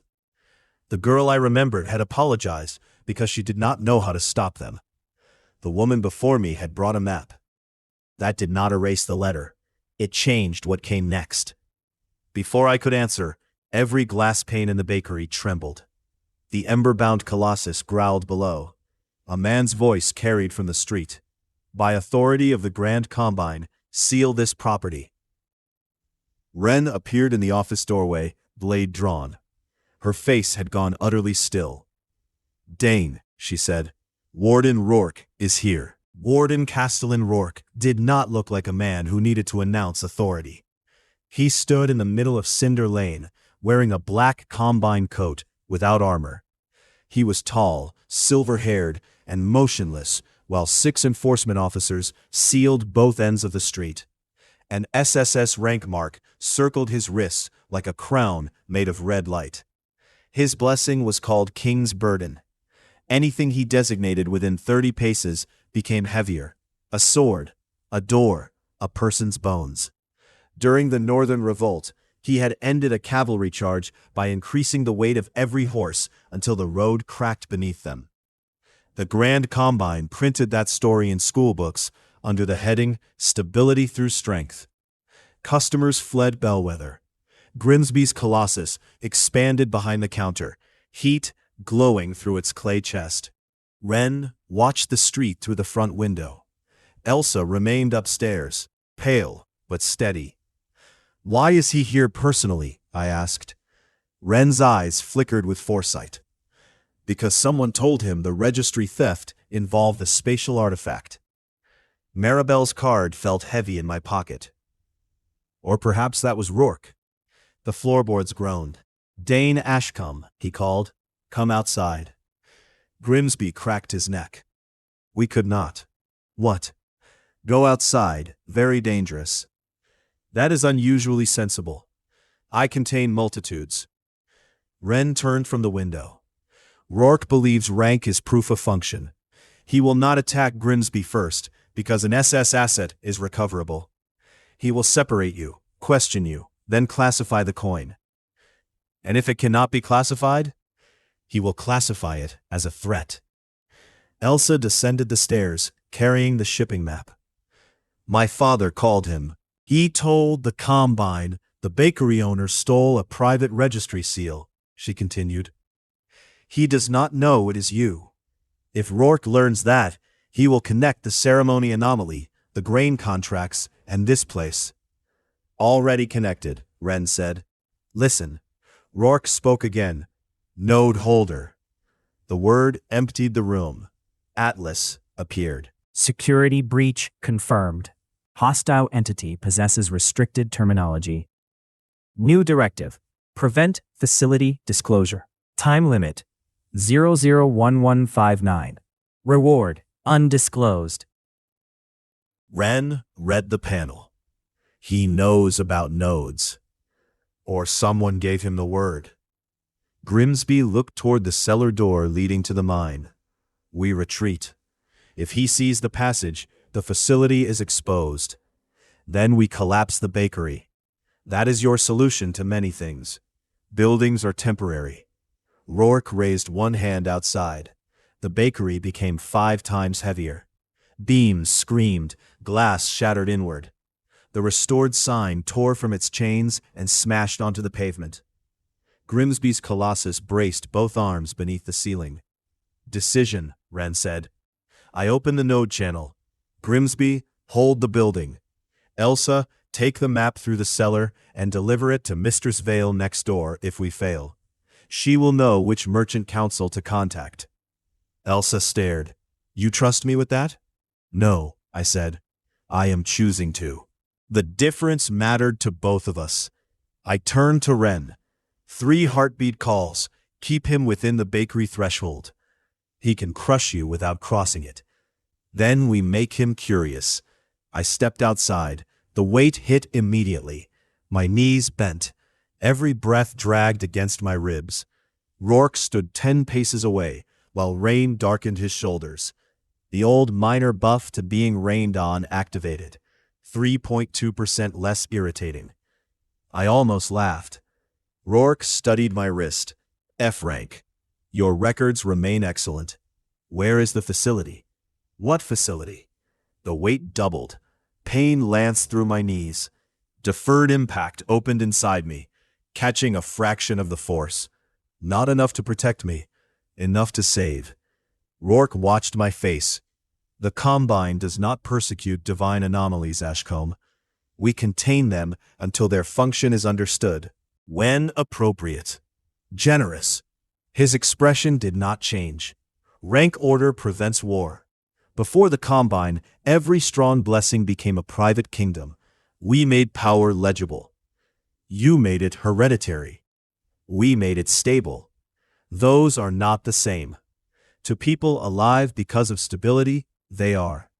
That was the danger of Rourke. He was not a sadist defending privilege because he enjoyed suffering.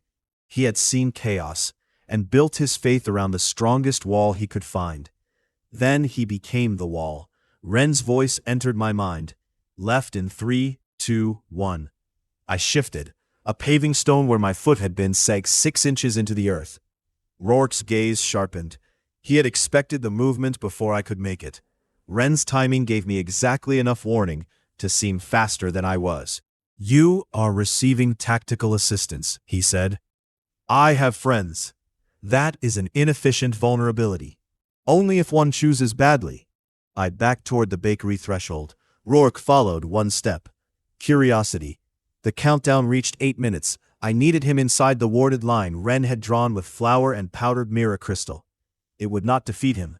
It would reflect 1 use of his blessing back across the marked space. 1 use was all we could afford. Rourke stopped half an inch before the threshold. He looked down.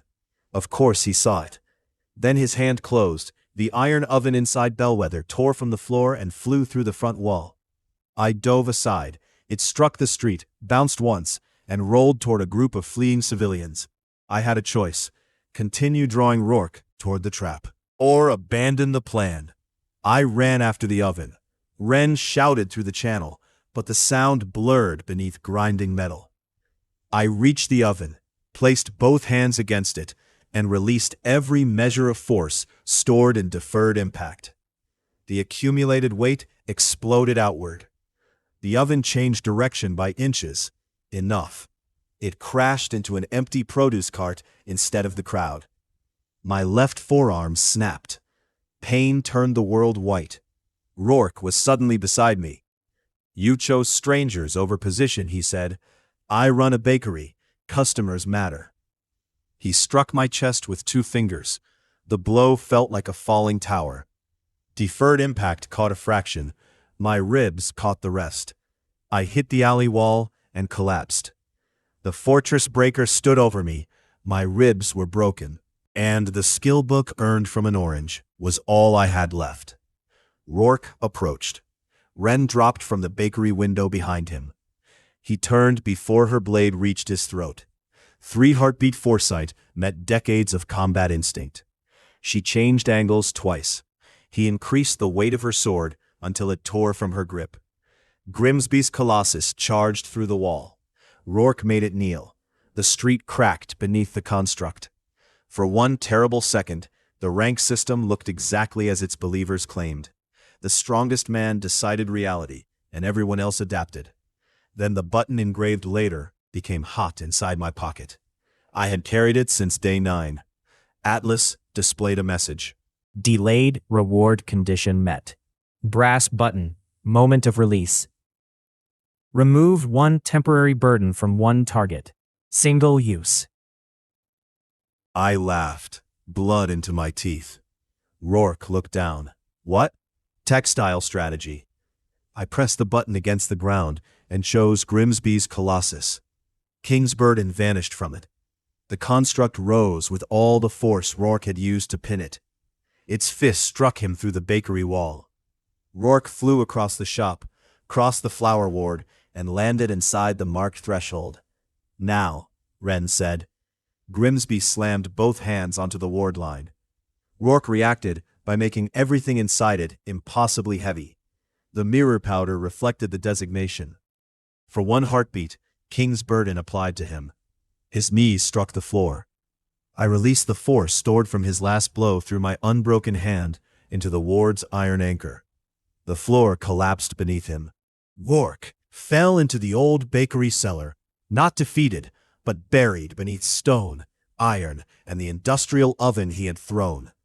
The countdown reached 0. Directive complete. Reward acquired. Facility Veil, Level 1. Ash Fall, Node, Trace suppressed. Ren ran to me. Her hands moved over my chest without touching, assessing damage. Her face remained controlled until she saw the angle of my arm. "You broke the plan," she said. "There were civilians." "I know." Rourke's officers rushed toward the bakery. A clear voice cut across the street. "Stand down under ceremony order jurisdiction." Sister Maribel stepped between them and the ruin, holding a white archive seal above her head. "This property is connected to an active blessing irregularity investigation," she said. "Any seizure without clerical review constitutes destruction of sacred evidence." The officers hesitated. No one wanted to arrest a priest in front of 30 witnesses. Rourke climbed from the cellar behind her.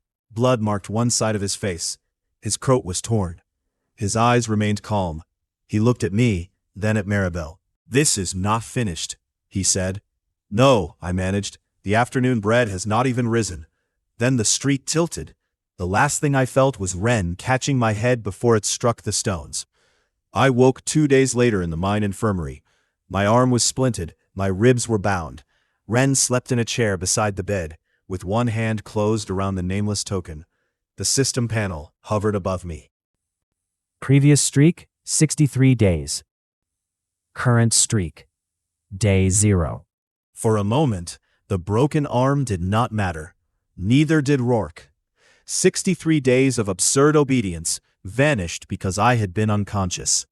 "You could have counted the medical condition," I whispered. Missed directive recorded. I was nearly killed. Context noted. And ignored. Correct.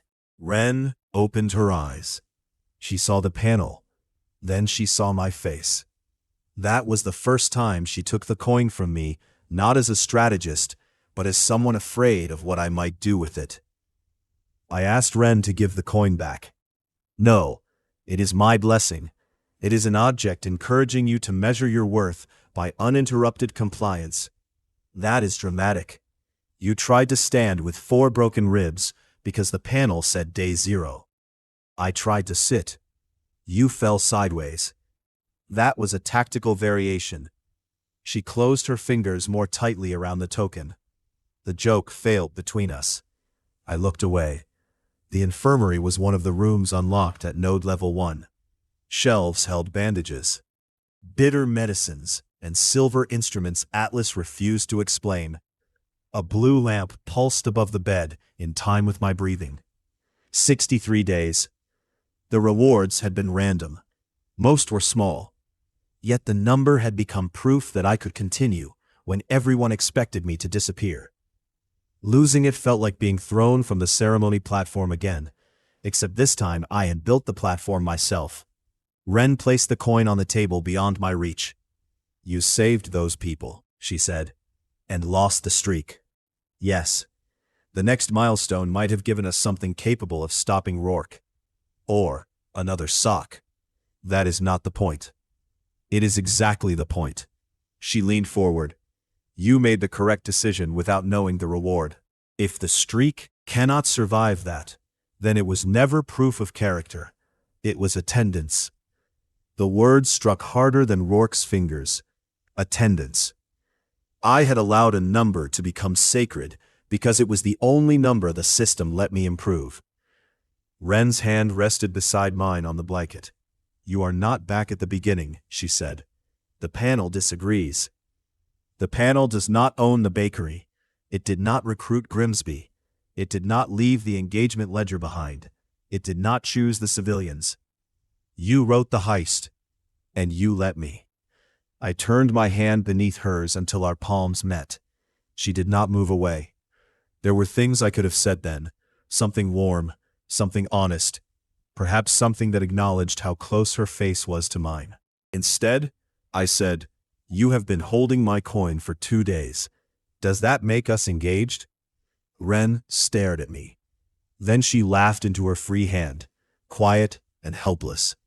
The distance between us narrowed. For one suspended second, I thought she might kiss me. A knock sounded at the infirmary door. Ren closed her eyes.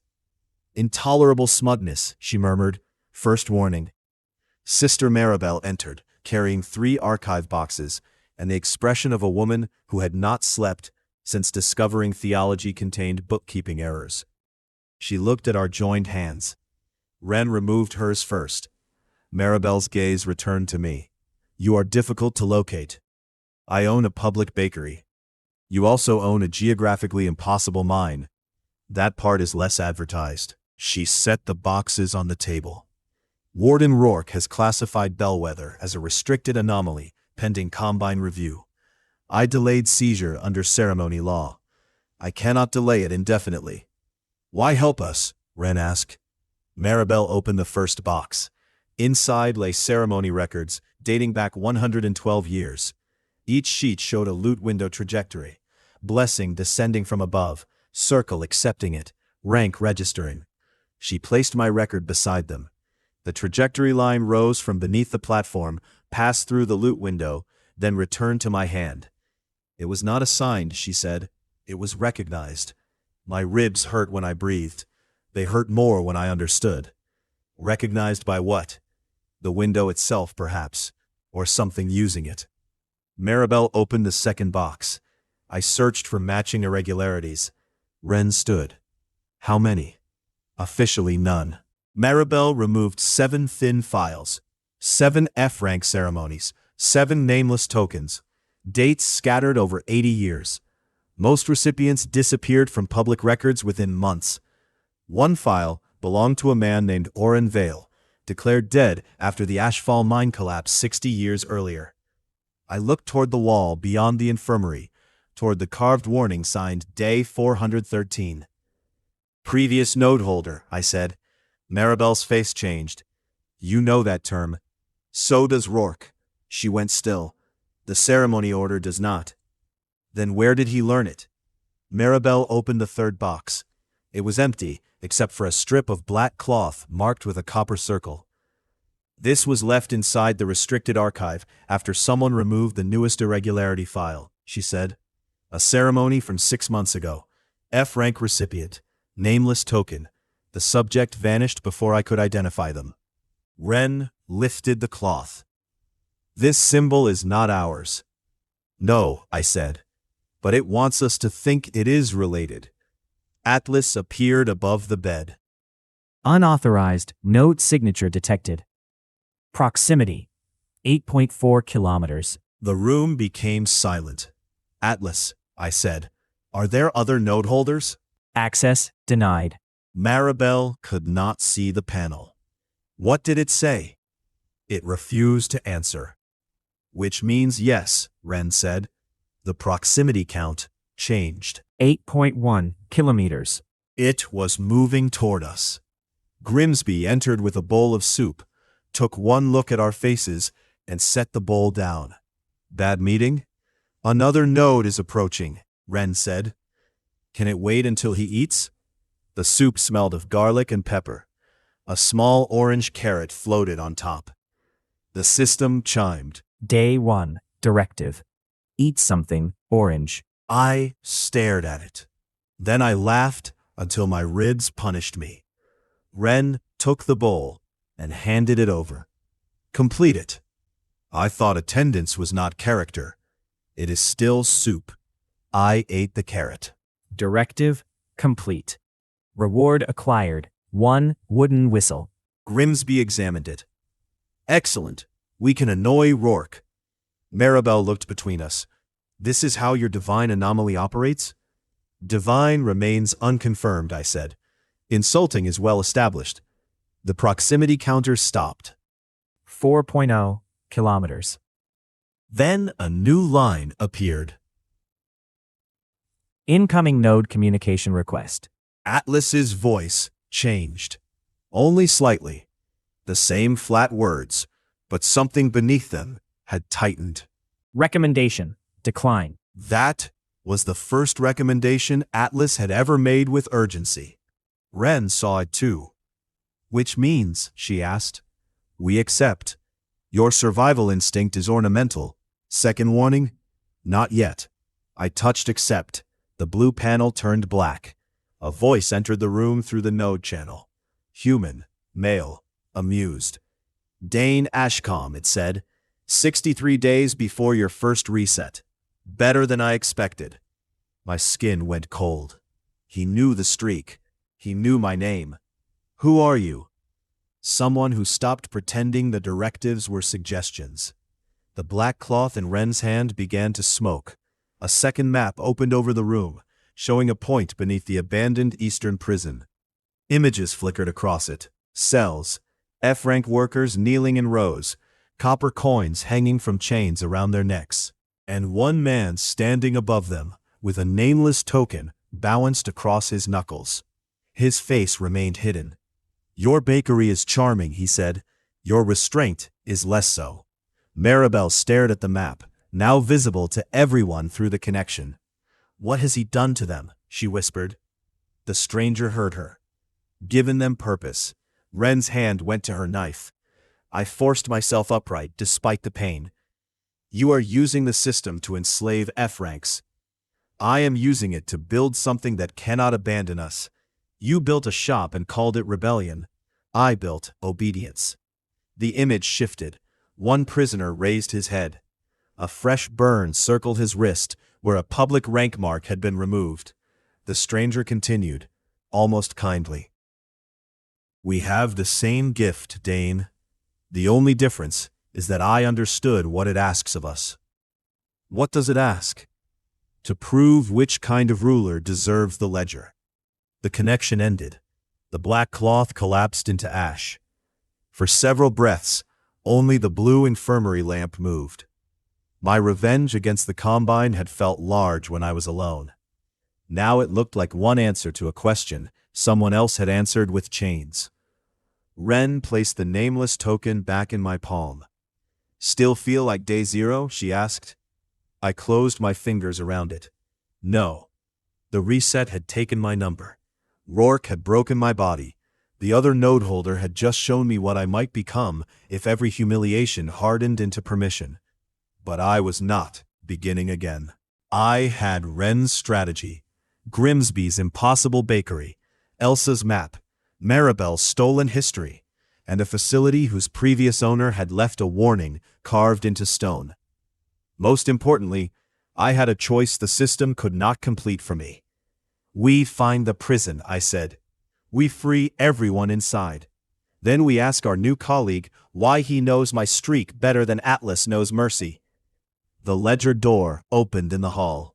A page turned somewhere below us.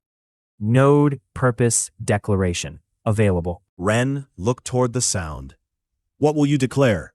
I thought of Rourke calling friendship a vulnerability, Elsa carrying evidence against her own house, Maribel stepping between officers and a man she barely knew, Grimsby ruining breakfast to save us.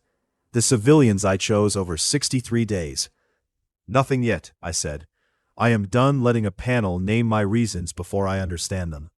Atlas remained silent, but the lamp above me flickered once, almost like approval. Maribel gathered the 7 ceremony files and paused at the infirmary door. If I leave these here, I become complicit, she said. You became complicit when you stopped Rourke, Ren replied. I invoked jurisdiction. You lied about jurisdiction. Maribel's chin lifted. I interpreted it aggressively. I looked between them. You may both be spending too much time with me. They answered together. Grimsby took the empty soup bowl. That sounded coordinated. Maribel left one file on my bedside table. Oren Vale, previous Ashfall engineer. F-rank, nameless token. Presumed dead in the mine collapse. In the margin, a cleric from 60 years ago had written a question that no official report answered. Why did the dead workers' families receive anonymous payments for 413 days? The same number carved beside the warning in our facility. Day 413. The previous node holder had not merely occupied Ashfall. He had kept supporting the families of the people who died there. Whatever happened to him, he had once used the system for something other than power. That made his warning heavier. Ren read over my shoulder. He chose people over the streak, too. Or he learned not to. She took the wooden whistle. from the table and turned it between her fingers. It looked like a child's toy. Pale wood with 3 badly drilled holes. What did Atlas call this? 1 wooden whistle. No hidden title? None. Grimsby held out his hand. I played flute briefly. Ren did not give it to him. Why briefly? Public response. I blew the whistle. No sound came out. The node map in the next room answered anyway. A low vibration traveled through the walls. Blue rings spread across the stone map of Averlin, passing through the capital, the mine, and the black point beneath the eastern prison. For one instant, 2 additional lights answered farther away, one in the northern mountains, another beyond the western border. Then they vanished. Atlas appeared. Unregistered discovery. Node resonance signal. Item classification updated. Wooden whistle. Purpose unknown. Grimsby nodded. Very musical. Ren stared at the places where the other lights had appeared. There are more than 2. Yes. How many? Enough that the system is not a blessing. It is a network. The word changed the scale of everything. A blessing belonged to one person. A network connected purposes, failures, rewards, and perhaps observers. The Grand Combine had built an entire civilization around ranking gifts, without realizing some of those gifts could speak to one another beneath the floor. Or worse, the Combine knew. Rourke's use of node terminology no longer felt like a stolen secret. It felt inherited. The map darkened. I lay back against the pillow, exhausted, hurting, and more awake than I had been before the fight. The other, node holder, believed we were competing to rule. The Combine believed power had to be ranked before it could be trusted. The system believed daily obedience deserved prizes. For once, I intended to disappoint all 3. If you want to know what happened when we broke into another node holder's prison, put 3 women with entirely different claims on my conscience around one planning table, and tried to collapse the Grand Combine without collapsing the kingdom, stay with me. The next part begins with a question I had avoided since rank day. The throne room was collapsing. Warden Rourke had made my blood too heavy to move, and the rival node holder was smiling, because I had finally become exactly what the system wanted. Then, tomorrow's directive appeared.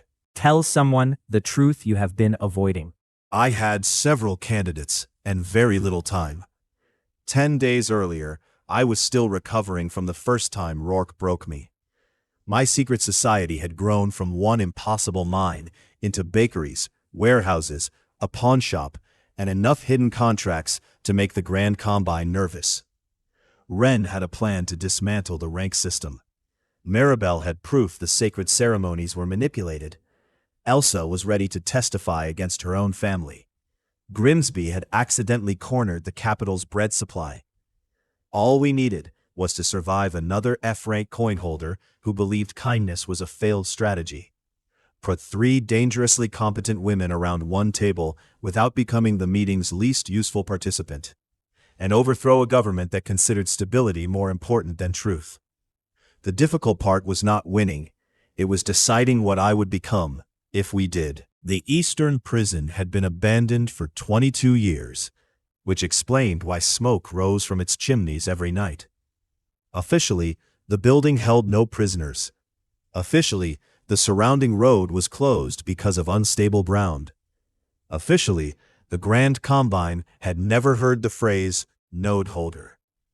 Officially, had become a useful synonym for heavily guarded. Ren and I watched the prison from a ridge of black pines while rain drifted across the valley. My arm had healed enough to hold a short sword, though my ribs still objected to ambition. The old buff reduced my irritation with the weather by 3.2%. Healing, like governance, benefited from modest reforms. Below us, 12 guards patrolled the outer wall. None wore Combine colors. Their wrists had been burned where rank marks should have been. Maribel lay beside us with a spyglass.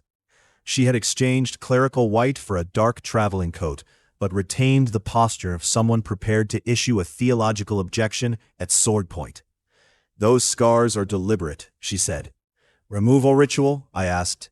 No sanctioned rite can erase a blessing mark.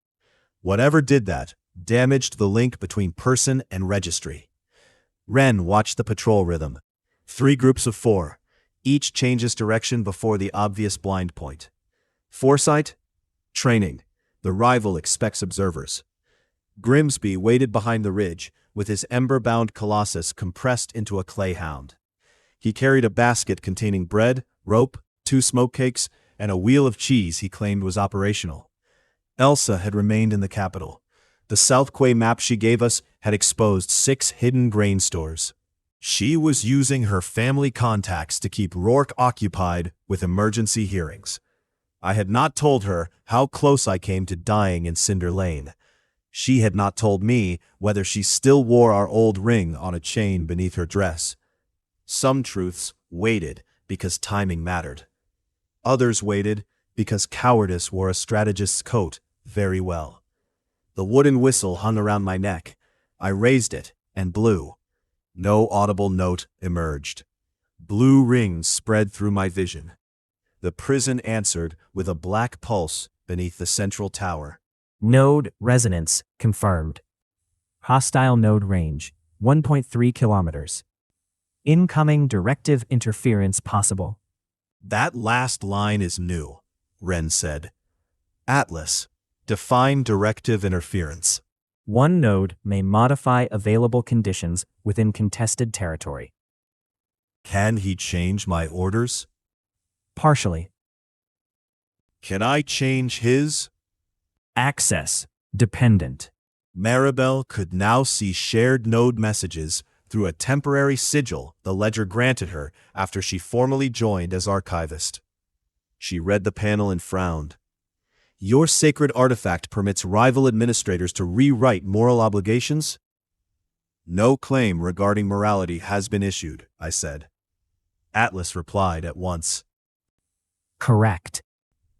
Maribel looked offended by our harmony. The day's directive appeared. Enter the prison without being invited. A second line burned beneath it in black. Rival condition added. Leave someone behind. Ren's face went still. Can you refuse the added condition? I can refuse the entire directive. Then we do. The new streak stood at day 12. 12 days since Rourke reset me. The milestone was small enough that losing it should not matter. That was how I knew the system still had its fingers in me. I felt the hesitation. Rival condition is not required for base completion. The black text flickered. Then the other node holder's voice entered our channel. Still asking permission, Dain? His name remained unknown. His tone was warm, almost companionable. I prefer informed disobedience, I said. Bring Ren. Leave the priest. She belongs to the order that built the cage. Maribel took the whistle from my hand and blew it herself. The black pulse below the prison stuttered. I declined, she said. The rival laughed. Good. Faith is more interesting when it learns anger. The connection ended. Ren looked at Maribel. You disrupted the signal.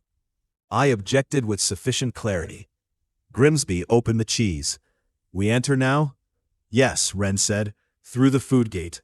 The guards receive supplies every 3rd day, from a contractor registered to a combine shell company. Bellwether had purchased that contractor 2 days earlier through Mistress Vale's pawnshop. Using a debt note no one realized was connected to us. The prison expected a cart. We gave it one. Grimsby drove in wearing a stained delivery coat. Maribel sat beside him with forged invoices. Ren and I hid inside 2 flour barrels fitted with false bottoms. The ember-bound colossus remained compressed beneath the cart, radiating enough heat to make the guards avoid searching too closely. At the outer gate, a scarred man examined the papers. You are early, he said. Bread is punctual, Grimsby replied. The guard looked at him. Grimsby looked back with the calm of a man whose lies had never improved through effort. Maribel leaned across. The order specifies 30 loaves, 6 sacks of meal, and 1 wheel of cheese. The guard pointed at the half-eaten wheel. That one? Operational loss, Grimsby said. We entered the prison without invitation and left no one behind. Directive complete. Reward acquired. Minor buff to formal apologies. Ren read the panel from inside the barrel. That may be your most dangerous power. I am sorry you feel that way. The buff activated. My voice carried unexpected sincerity. Ren kicked the side of my barrel. Inside the courtyard, the air smelled of coal smoke, wet stone, and fear. The supposed guards moved too quietly. They were not employees. They were prisoners promoted through obedience. Copper tokens hung around their necks, but none were nameless tokens. Ordinary coins, drilled and threaded. Symbols had been burned into the metal. The central tower door bore the same copper circle mark Maribel found in the archives. We unloaded the cart beside the kitchen. Grimsby distracted the quartermaster by arguing that stale bread was a philosophical category. Maribel slipped toward the records wing. Ren and I entered the lower corridor. The first cells were empty. The second row was not. Men and women sat in clean gray uniforms, each with a numbered copper token. No chains, no visible guards. When we approached, they lowered their eyes together. A woman in the nearest cell whispered, "We have not been told to speak." Ren knelt at the bars. "Who gives the orders?" "The founder." "What happens if you refuse?" The woman touched the scar where her rank mark had been. "He gives us back to the world." I understood then. The rival had not imprisoned them by force alone. He collected people discarded by rank, erased their marks, fed them, housed them, and made obedience the price of never being abandoned again. He had built a family where love arrived as a directive. That was darker than chains, because some of them would defend it. A bell rang below us. Every prisoner stood. The black node panel opened across the corridor. Facility lockdown. Contest directive. Reach the ledger chamber. First node holder to arrive may claim local authority. Ren drew her blade. Trap. Yes. Footsteps sounded from both ends of the corridor. The prisoners were leaving their cells. Not fleeing. Coming for us. The first prisoner reached us with empty hands. He was older than my father, thin and terrified. His fist came toward my face with no conviction at all. Ren stepped inside the blow, caught his wrist, and turned him gently into the wall. A younger woman attacked from the left. I blocked with my splinted forearm by mistake, saw stars, and used my shoulder instead. More filled the corridor. "Do not injure them," I said. "That instruction lacks practical detail," Ren replied. Local directive. Stop the intruders. Reward for compliance. 1 day of food credit. The prisoners could see it. Hunger moved through their faces before obedience moved through their bodies. That was the rival's genius. He made cruelty look like resource management. I climbed onto an empty crate. "I am sorry," I called. The formal apology buff activated.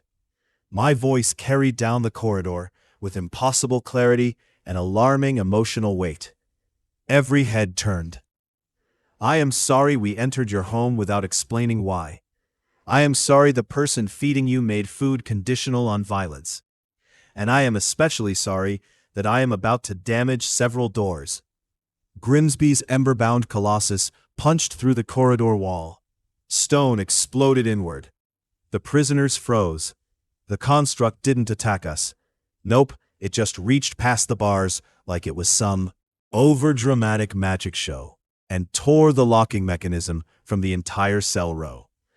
Doors swung open one after another. Pretty slick, honestly. Grimsby stepped through the hole like he was auditioning for a role in Exit Available, the movie, while still carrying the last of the cheese. Very on brand. "Exit available," he said, but no one moved. "Seriously? What's the holdup? Chicken dinner or something?" The older guy I had blocked stared at the open doors like they were a mirage. "The founder will send us back." "Ominous much?" "Back where?" I asked. "Allocation, work camps, families who sold us. Ugh, sounds like a real joyride. We have beds at Ashfall, Ren piped up, like she was listing off benefits of a vacation package. I glanced at her. She hadn't even bothered to ask if we could support them. She just decided we would. Solid teamwork. The rival's voice flowed from the black panel, all ominous-like. Promises are easy when you have not counted the mouths. Wow, thanks for the pep talk.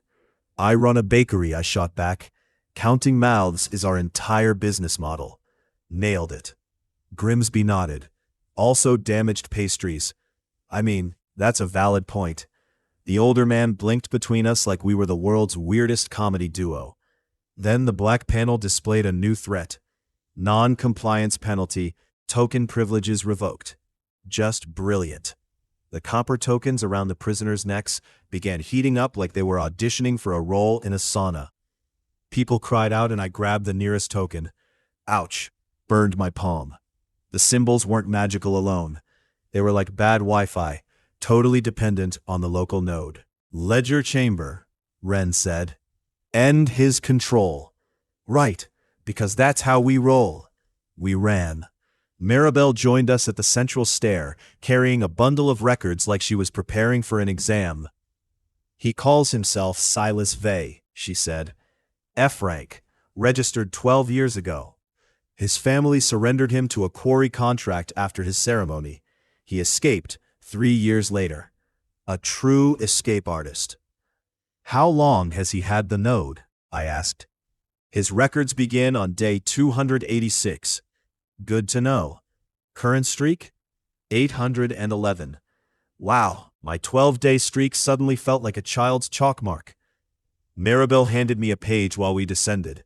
It listed local directives, completed by proxy. Punish refusal, remove a rank mark, deny food until obedience, force a confession, and make someone grateful. At the bottom, a reward entry was circled. Authority transfer, follower compliance may preserve holder streak. Great, just what we needed. Ren read over my shoulder. He makes them complete his directives. Very charming. And the system counts it. Maybe we should set up a bakery model for that. The carved warning at Ashfall returned to me. Don't let the streak choose for you. Right, gotta keep an eye on that. Silas had solved the unfairness of missed days by turning other people into extensions of himself. Sneaky little bugger. The stair ended at a copper door. 4 scarred guards waited before it, looking like they wanted to dance a tango of doom. Their tokens glowed black, feeding them temporary strength. 3 heartbeat foresight turned the narrow landing into her territory. She ducked before the lead guard swung, drove her elbow into his ribs, and used his body to block the second. Nice play. I caught a club strike on my blade with deferred impact, absorbed part of the force. My healing ribs objected. Just great. I stored the pain with interest. Maribel spoke a ceremony seal word. White light flashed across one guard's erased wrist, and for a heartbeat, his borrowed strength vanished. Oof, that's gotta sting. Grimsby did not join the fight. No, he handed his cheese to the Colossus and just sat on the stair. Why are you resting? I shouted. Too narrow. Reasonable, I admitted. The construct opened its jaws and released a thread of heat, so precise that it melted the hinges off the copper door. An efficient approach. We broke through. The ledger chamber resembled ours at Ashfall, but where our shelves held blank pages and uncertain possibilities, Silas's archive was jam-packed. Names covered the walls, hundreds of them. Talk about a crowded guest list. Each was linked by copper chains to a black book at the center. What a party. Silas Vey stood behind it. He was not the monster I expected. He looked pretty harmless, lean, plainly dressed, perhaps 30, with dark blonde hair and an old quarry scar across his jaw. His F-rank mark hadn't been removed. It shone brighter than any F mark I'd seen. Fashion goals. A nameless token slid across his knuckles. You came quickly, he said. You invited us loudly. His gaze passed over Ren, Maribel, and Grimsby. You collected impressive ranks. I wanted revenge on the quarry masters. Then on the family who sold me. Then on the registry that priced me. Each victory revealed another person above them. You know this pattern.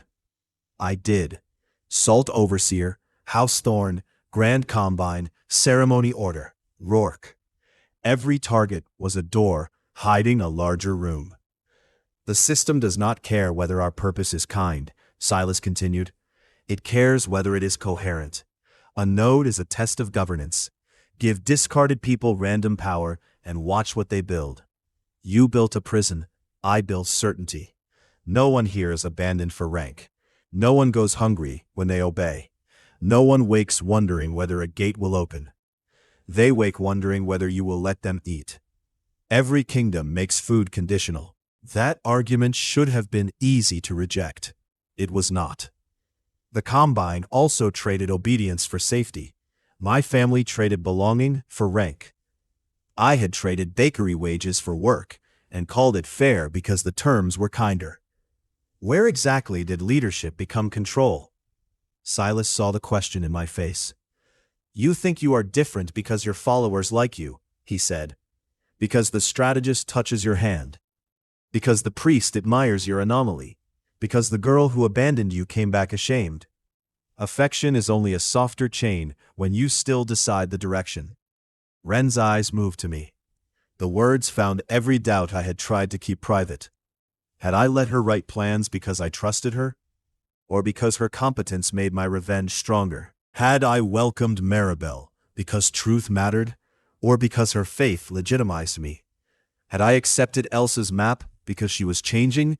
Or because her guilt was useful? Silas leaned closer. You want to rule the world from the shadows, Dain. At least admit that the shadows are where you hide from hearing no. The system waited for my purpose declaration.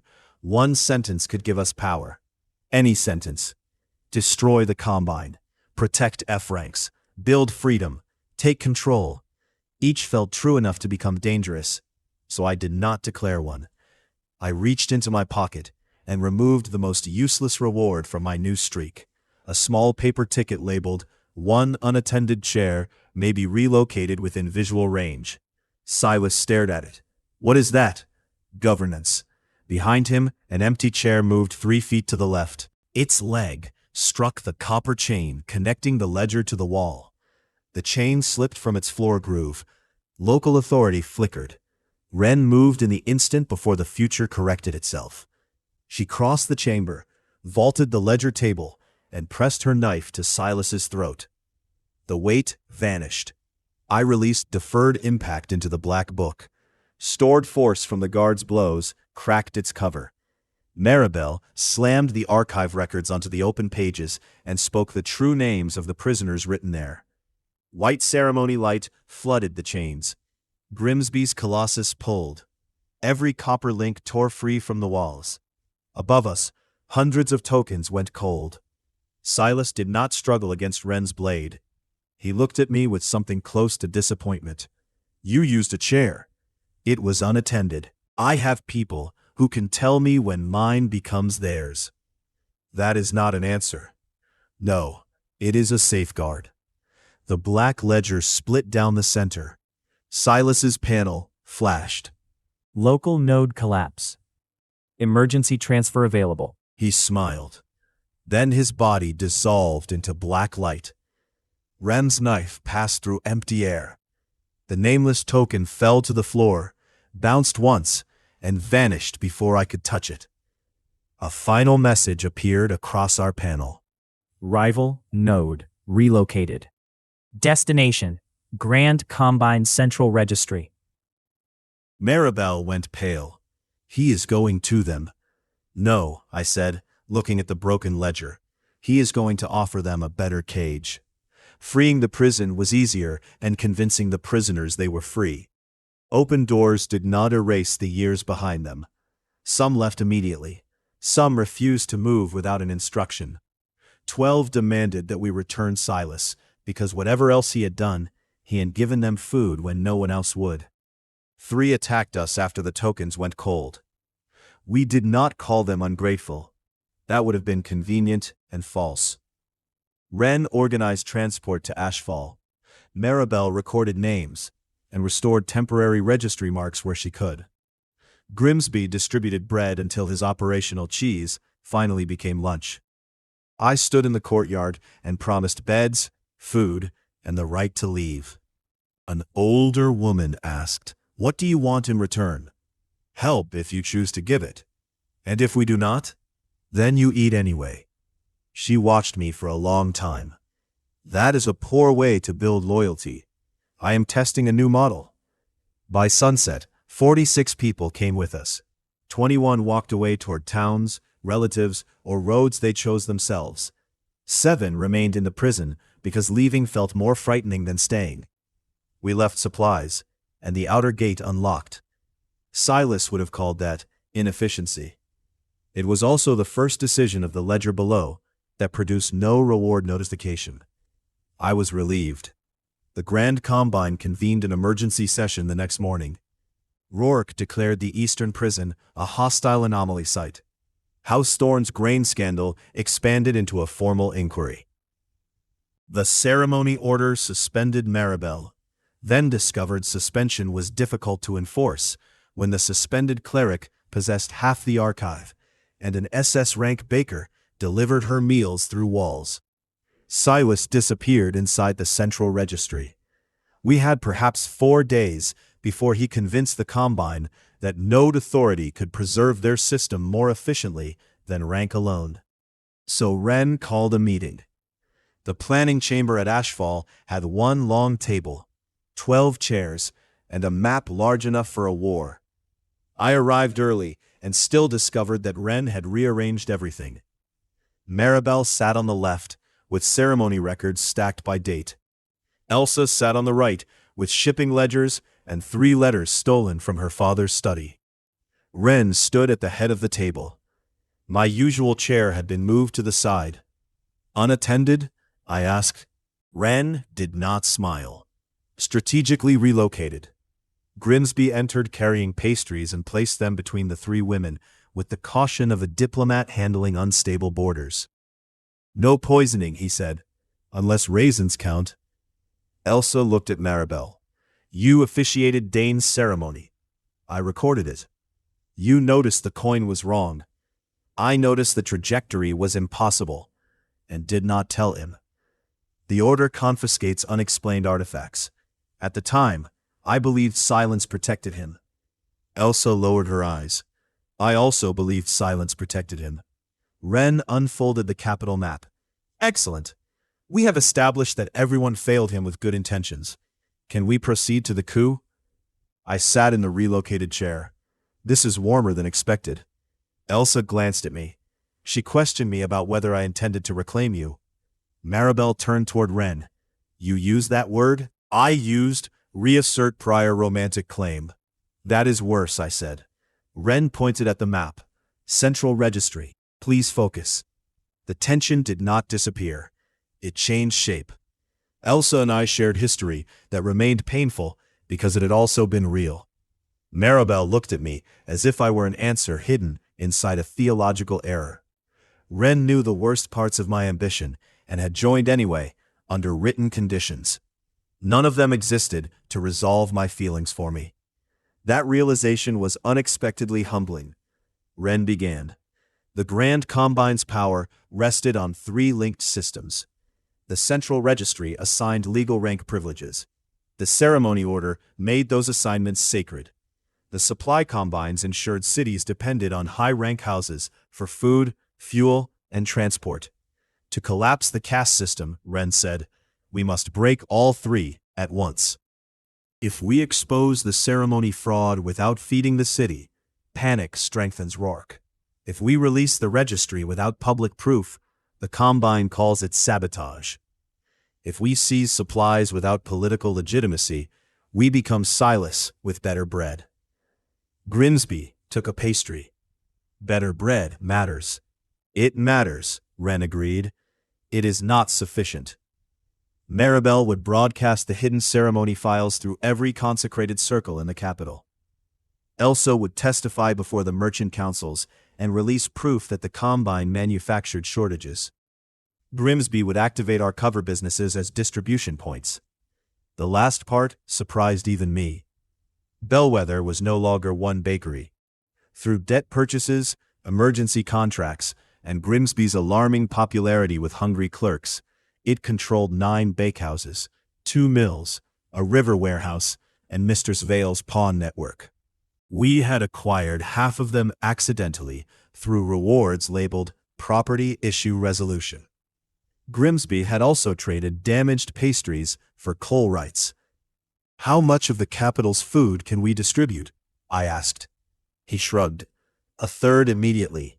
Half if people accept ugly bread." "People accept ugly governments," Elsa said. "Bread should be manageable." Grimsby pointed at her. "Useful." Wren continued. While the city watched the ceremony broadcast and merchant testimony, she would coordinate low-rank gate crews, dock workers, and dismissed officers to seize the registry entrances without attacking civilians. "And me?" I asked. "You enter the central registry, stop Silas from merging his node with the Combine network, and keep Rourke away from everyone else." Modest. You wanted a throne. I wanted access to rooms. This one contains a throne. Maribel slid a file toward me. "There is another problem. The registry is built over the oldest ceremony circle in Averlin. The records call it the root window." The page showed a vast interface beneath the palace, older than the kingdom. "The loot windows may all be projections from that one structure," she said. "If Silas gains control, he may be able to rewrite public ranks." Elsa's face tightened. "He could make everyone F rank. Or make obedience the new rank," I said. The system displayed a new directive. Tell someone what you are actually afraid of. Time remaining, 9000. I closed the panel. Wren noticed. "What did it say?" "Hydration reminder," Atlas responded. False statement detected. All 3 women looked at me. Grimsby quietly removed the pastry tray from my reach, perhaps anticipating violence. Wren dismissed the meeting for 1 hour. No one argued. I found her in the old mine entrance, where afternoon light reached the red carpet and stopped. Rain silvered the trees outside. She stood with both hands in her coat pockets, watching weather she could predict only 3 heartbeats at a time. "You lied about the directive," she said. "Yes." "Why?" "Because it was private. You shared one that told you to eat an orange. Citrus is less vulnerable." Wren turned. "Tell me." The panel hovered between us. I could have chosen anyone. Maribel, who might understand fear as faith. Elsa, who knew what it was to choose safety and regret it. Grimsby, who would likely offer food. I chose Wren, because she would not comfort me before deciding whether I deserved it. "I am afraid Silas is right about me," I said. She waited. "I say I trust you, but the organization began with my coin, my facility, my revenge. Every time your plan succeeds, I am proud and relieved that your ambition still points in the same direction as mine. I do not know whether I am building freedom or collecting brilliant people until my weakness feels like power." The directive did not complete. Wren's expression remained unreadable. "What else?" she asked. "I am afraid that if we win, no one will be able to make me leave the room. I am afraid I will call that justice." Directive complete. Reward acquired. Courage +1. I stared at the message. "That is offensively literal." Wren stepped closer. "You are not safe because you fear becoming Silas," she said. "Fear can become vanity too. You are safe only while people can tell you no and remain beside you afterward. My contract permits you to stab me. That helped. What happens when our ambitions stop pointing together? Then we decide whether love is large enough to include disagreement." The word entered the space between us without ceremony. Love. Not declared by a panel, not assigned by rank, not negotiated into our founding terms. Wren looked almost irritated with herself for saying it first. I touched her cheek carefully, giving her 3 heartbeats to see the movement and refuse it. When I kissed her, there was nothing hurried in it. Her fingers caught the front of my coat. Mine rested against the warmth behind her ear. The rain, The mine, the coming coup, and every clever sentence I might have used, all fell away. She kissed me back with the same precision she brought to battle, then ruined the comparison by laughing softly against my mouth. "What?" I whispered. "You hesitated 3 times." I was being respectful. "You were planning." I planned respectfully. She kissed me again before I could improve the argument. A tray clattered behind us. Grimsby stood in the tunnel, holding pastries.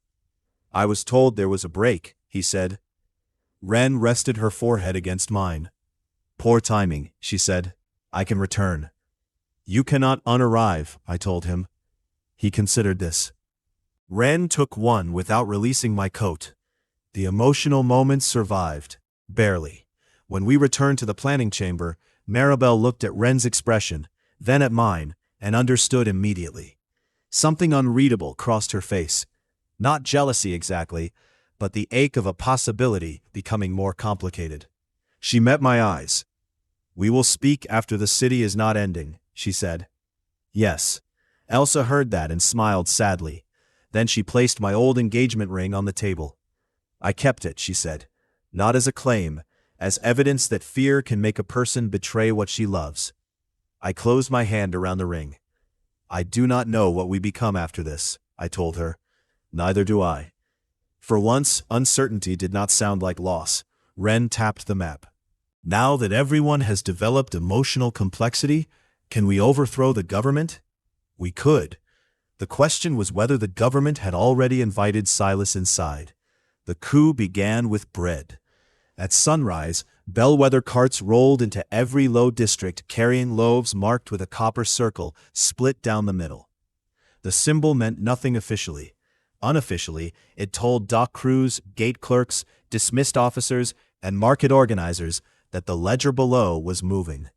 Grimsby stood on the roof of the central bakehouse while his ember-bound colossus fed 9 ovens through the node network at once.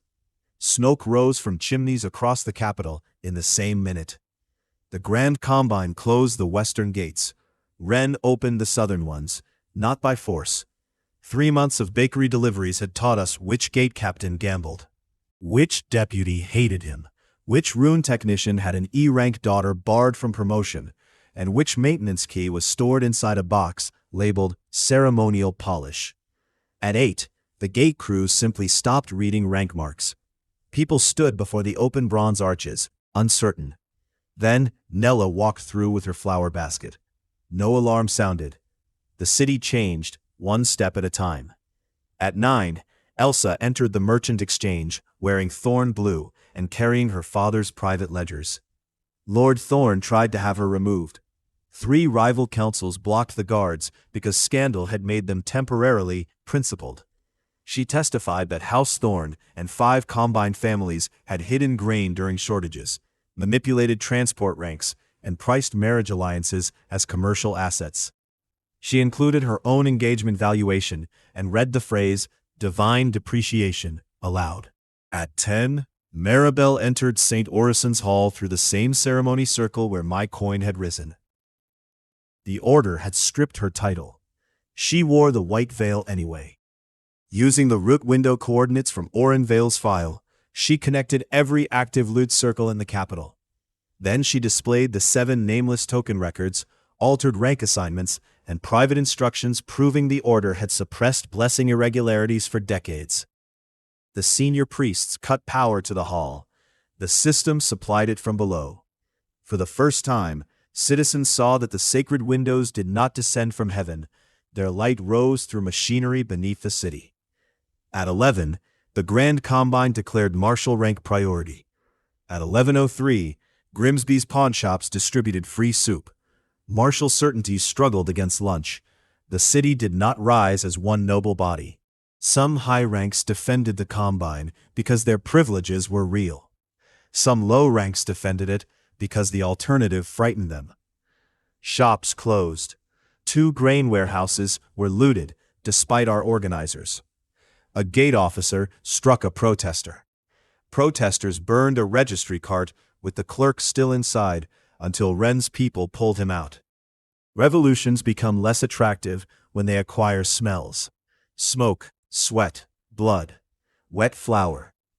Ren coordinated from ashfall through the map table, moving teams along streets her foresight could not reach, but her preparation could. She did not command every action. She assigned objectives and allowed local leaders to change the plan. That was slower than Silas's obedience. It also survived surprise. At noon, she sent me one message. Root window access open. Rourke moving to central registry. Silas signal confirmed inside. I entered through the bakery cellar. Our node passage now reached 6 cover properties. One ended in the basement of a stationery supplier across from the registry palace. I emerged wearing a clerk's coat, carrying the nameless token, Elsa's old ring, Maribel's archive seal, and a paper bag containing one emergency bun. Atlas displayed the day's reward. Directive complete. Enter a place where your rank is not permitted. Reward acquired. 1 length of blue ribbon. I held it up. Critical timing. Decorative utility may vary. I tied it around my injured wrist and crossed the street. The central registry palace was shaped like a crown because subtlety had not survived its founding.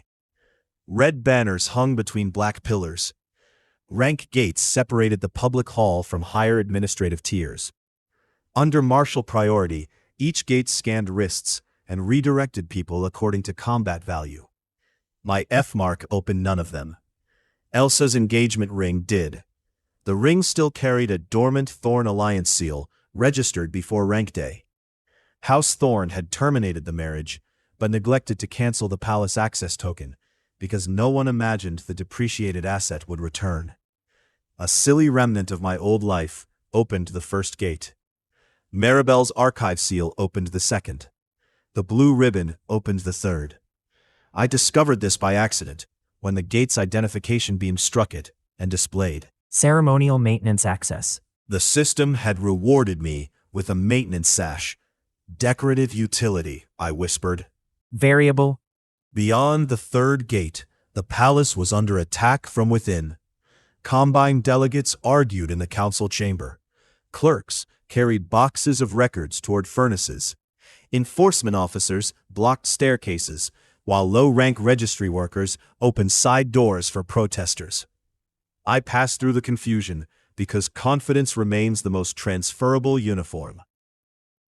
The reet window lay beneath the throne room. I reached the final stair as Warden Rourke stepped from the opposite corridor. His face had healed from Cinder Lane. A thin scar crossed his temple where Grimsby's Colossus struck him. He wore armor this time, black plates etched with red weight runes. "You survived," he said. "You sound disappointed." Relieved. That stopped me. Rourke looked toward the shaking floor. "They has offered the Combine a new classification system, rank based not on blessing output, but on directive compliance." "And they accepted?" 3 counselors did. 2 attempted to arrest him. 1 is dead. Where do you stand? Between disorder and domination. That sounds uncomfortable. It is where I have always stood. He raised one hand. King's burden pressed me into the wall. Apparently philosophical agreement remained limited. "If you know Silas is the threat," I forced out, "why stop me?" "Because you are also a node holder. Because your network has seized gates, food routes, and ceremony channels in one morning. Because you claim not to want power while exercising more of it each hour." Silas's words in the prison returned through Rourke's mouth. "The shadows are where you hide from hearing no." "What would convince you?" I asked. "Submit the token, dissolve your network, allow the Combine to restore order. You first." The weight increased. Rourke moved toward me carefully. He remembered deferred impact now. He would not strike. He would simply hold me until I failed. Ren's voice entered the node channel. "Dain, route activation in 4 minutes. Rourke's patrol routes show he favors central pressure and denies exits before closing distance." "He can hear me," I said. Rourke's eyes narrowed. "Good," Ren replied. "Tell him his left knee compensates when he increases more than 6 targets." I looked down. His left foot had shifted half an inch. Rourke made the ceiling above us heavier. Stone cracked. He was not pinning only me. He had designated the doors, floor, stair, and every support beam to control the battlefield. 6 targets. His left knee bent. I pulled the emergency bun from my coat and threw it down the corridor. Rourke watched it fly with genuine confusion. Grimsby's compressed colossus burst from inside the bun bag. It had traveled through a node storage fold the bakery developed for deliveries. The clay hound expanded into its full horned form and struck the floor. Rourke designated it. 7 targets. His knee buckled. I released the force he had stored inside my body through my heel. The wall behind me cracked. I fell free, rolled, and reached the stair. Rourke recovered before I took 3 steps. He caught my shoulder and made my blood heavier. Not my body, my blood. Every heartbeat became a hammer. My vision darkened at the edges. We crashed through the throne room doors together. The chamber was collapsing. Counselors fled beneath falling banners. The ancient floor had split around a vast circle of white light.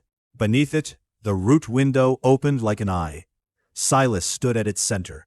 Copper chains connected his black ledger to the registry throne. 3 counselors knelt beside him, their rank marks rewriting themselves into numbered obedience sigils. He smiled when he saw me. "Perfect," he said, "the rebel and the wall." Tomorrow's directive appeared across my vision. Tell someone the truth you have been avoiding. Rourke had made my blood too heavy to move. The throne room was collapsing, and Silas believed I had finally become exactly what the system wanted. All 3 disasters had finally met. The truth was that he was almost right. Silas spread his arms beneath the root window. "Declare your purpose," he said. "Take authority from the Combine. You have already built the replacement." The old interface filled the air above him. Thousands of rank records streamed through it. Names, gifts, privileges, restrictions, marriages, work assignments. An entire kingdom translated into permissions. My blue node panel opened beside the black root display. Purpose declaration required for administrative claim. Rourke's grip remained on my shoulder. Each heartbeat forced darkness deeper into my vision. Tomorrow's directive waited. Tell someone the truth. I looked at Rourke. "I wanted power," I said. The words hurt more than the weight. I told myself I wanted justice because justice sounded better. But I wanted my father to regret sending me away. I wanted Elsa's family to lose the rooms they barred me from. I wanted every gate to recognize my name.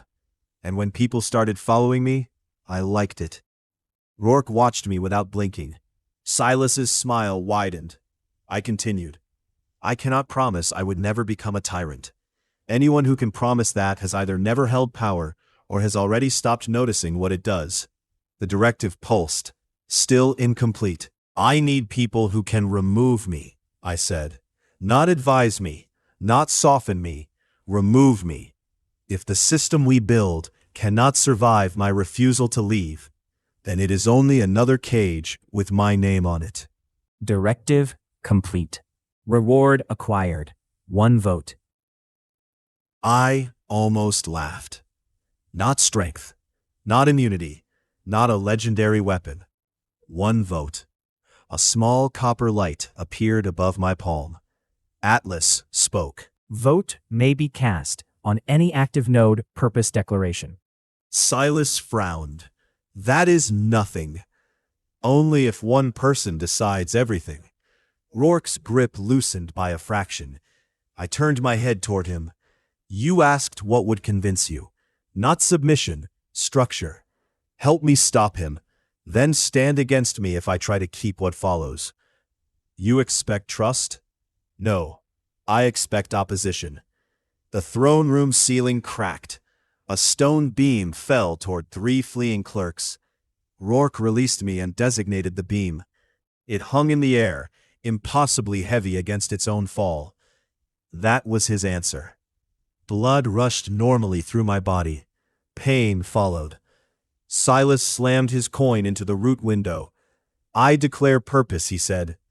Perfect continuity through perfect obedience. The black interface accepted the words. Node purpose registered. Central authority model detected. Transfer in progress, 12%. Copper sigils spread across the throne room floor. The kneeling counselors smiled as their rank marks vanished. In their place appeared compliance numbers. Silas looked radiant.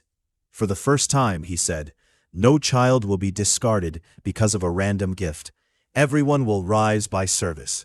Service to whom? I asked. To the system. You mean you?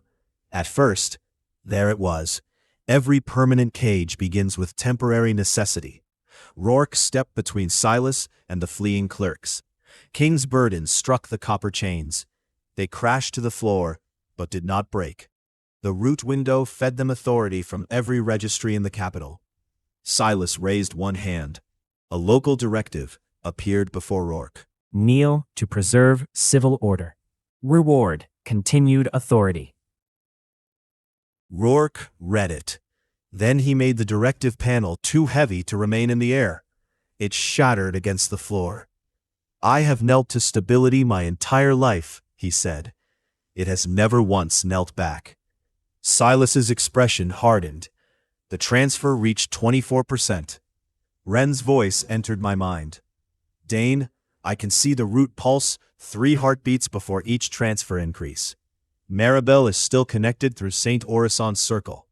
Elsa has the merchant seals. Grimsby controls the supply nodes.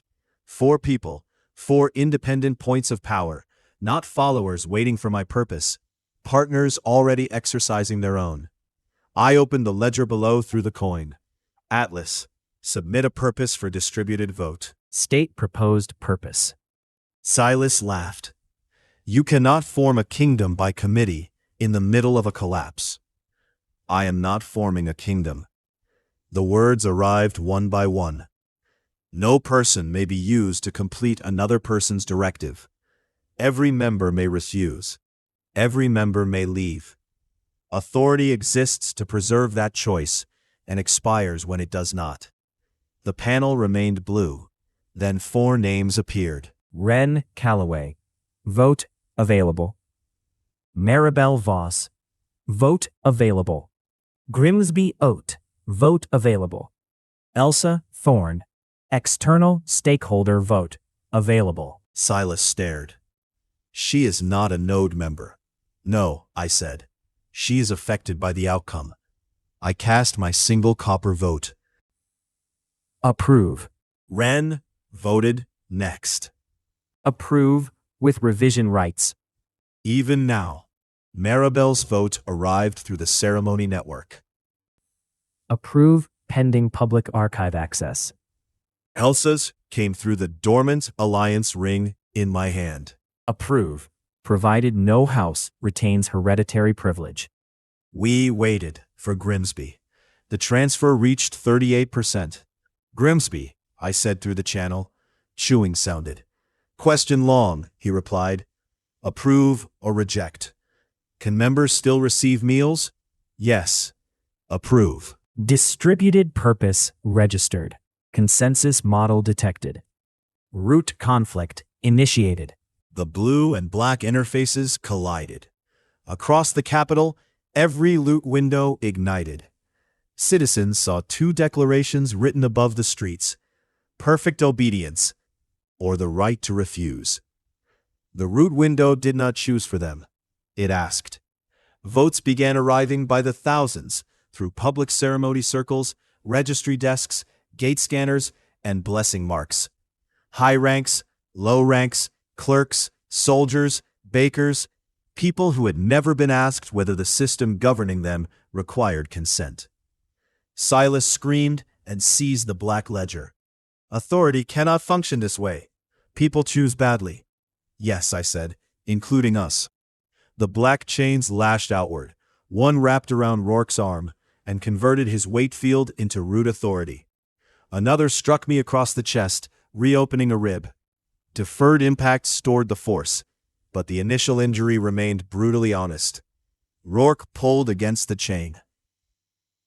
"End it," he ordered. Ren counted in my mind. Pulse in 3, 2, 1. At the pulse, Rourke made Silas's ledger heavier. The black book dropped 1 inch. That inch broke the alignment with the root throne. Maribel severed the ceremony seal from across the city. Elsa activated every merchant counter seal at once, flooding the registry with contradictory ownership claims. Grimsby opened the node supply passages and sent thousands of loaves through administrative intake gates. Bread poured into the throne room. No one had planned that part. The floor became covered in rolls. Silas slipped. Ren would later insist this did not count as a strategic contribution. I disagreed. He caught the throne, but the black ledger tore from his hands. I crossed the space between us. Silas struck me with a copper chain. I accepted the blow, stored it, and drove my palm into the ledger's cracked cover. Every force I had carried since entering the palace released at once. Rourke's weight, the chain, the falling wall, my own impact against every gate that had refused me. The black ledger split. Silas fell backward into the root light. I caught his wrist. For a second, he hung above the vast interface, his nameless token spinning in the white void below. "Let go," he said. "Not an order, a plea. You said people should be allowed to leave. Not like this." I pulled him up. He stared at me, shocked and furious. Then one of the broken chains snapped around his waist and dragged him toward the collapsing black node. Rourke caught my coat. I caught Silas with both hands. The transfer reversed. 30%, 20, 10. Silas looked past me at the public vote flooding the root window. Choice was winning, but not cleanly. Thousands rejected both purposes. Hundreds demanded restoration of the old ranks. Some voted for obedience because freedom had never fed them. "You will hate what they choose," Silas whispered. "Probably. Then what?" "We keep asking." The black node collapsed. Silas's body dissolved into dark light again. But this time, no destination appeared. Rival node status unresolved. His coin vanished with him. The root window shattered across the sky. Every public rank gate in Averland opened. The throne room fell. Rourke held the ceiling long enough for us to escape. We emerged into a capital that had not been conquered. It had been interrupted. The Grand Combine did not vanish in a flash of justice. 3 counselors were arrested. 2 fled. 1 joined the Emergency Transition Council and immediately began arguing that reform required preserving his estate. The ceremony orders split between priests who confessed, priests who denied the records, and priests who declared that truth itself was a heresy engineered by bakers. House Thorne lost its grain charters. Lord Thorne resigned from the Merchant Council rather than testify. Elsa did testify. She moved out of the family estate before nightfall. The Western District rioted when food shipments arrived late. A registry fire destroyed pension records. 2 low-rank militias fought over an abandoned gatehouse until Ren personally disarmed both commanders and made them share the same holding cell. Freedom was not orderly. Neither was regret. My father came to Bellwether 3 days later. He stood in line. That mattered more than any apology he might have prepared. When he reached the counter, he looked at my F mark, the flower on my sleeves, and the queue stretching into the street without rank separation. "I was wrong," he said. "Yes." Mother hugged me in front of everyone. Corin's fox stole a pastry. We did not repair 18 years in one afternoon. We began. Ren became chief coordinator of the Provisional Gate Network and refused every attempt to call the position temporary commander. Maribel opened the ceremony archives to the public and discovered that institutional reform involved even more paperwork than institutional secrecy. Elsa organized restitution claims for workers harmed by the hidden grain schemes. Grimsby expanded Bellwether until no one knew whether the Shadow Organization owned the bakeries or the bakeries had absorbed the Shadow Organization. The ledger below remained beneath ashfall. We did not dissolve it. That would have been another dramatic gesture, pretending power disappeared when good people stopped looking at it. Instead, we published its declared purpose, created removal rules for every role, and placed the master access coin inside a glass case, requiring 3 members to open. Ren kept one key, Maribel kept another. Grimsby lost the third for 6 hours before finding it inside a pie. So, spoiler alert, Elsa came by a lot. Our history didn't get any simpler, but hey, at least it wasn't a courtroom drama anymore. The real twist? Maribel and I finally had that chat she promised me. She mentioned how affection and faith share this wild little quirk. They can both turn unanswered questions into sacred conclusions. Pretty deep, right? But she flat out refused to do that with me. I admired her even more for it. You go, girl. Ren had this habit of kissing me whenever I got all smug about one of my speeches. Honestly, a great strategy, really. Keeps my ego in check. First time Maribel caught us, though, Ren didn't even flinch. Picture this. Maribel strolled down the corridor like she was on a mission, holding an archive box. And there it was, that rare flush creeping beneath her usual armor of severity. Who knew emotional camouflage could have a wardrobe malfunction? I can return, she said, sounding all official. Grimsby once said those exact words, but trust me, way less emotional punch. Ren held my hand like it was a secret weapon. You wanted to speak with him, she confirmed. And Maribel just looked at me, eyes steely, privately. That's when Ren released me, though not without a reassuring squeeze. I'll be in the map room. Nothing confrontational there, a totally chill vibe. Turns out trust doesn't just wipe away uncertainty, it makes room for it to crash the party without warning. We ambled over to the old mine entrance. Evening light dabbled across the red carpet like it was auditioning for a drama. Maribel set down her archive box and folded her hands like she was gearing up for a serious mission. I need to say something before I turn it into a research question, she said, like she was about to drop the hammer. That sounds serious, I responded, probably sounding a little too eager. I care for you, she shot back, and that directness, a total plot twist. I was left speechless, which, if you know me, is not easy. She continued before I could make things awkward. It started as fascination. You were like an impossible record. Then you became a complicated guy tied to that impossible record. I mean, who knew arguing with the system could be so spiritually appealing?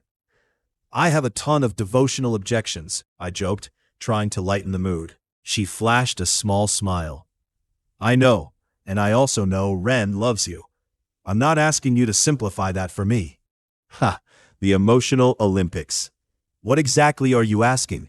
I managed to request, feeling like I was entering a game I hadn't signed up for. For honesty, no decisions based on tales that need neat endings. I thought about the 3 women at the planning table, each carrying their own baggage.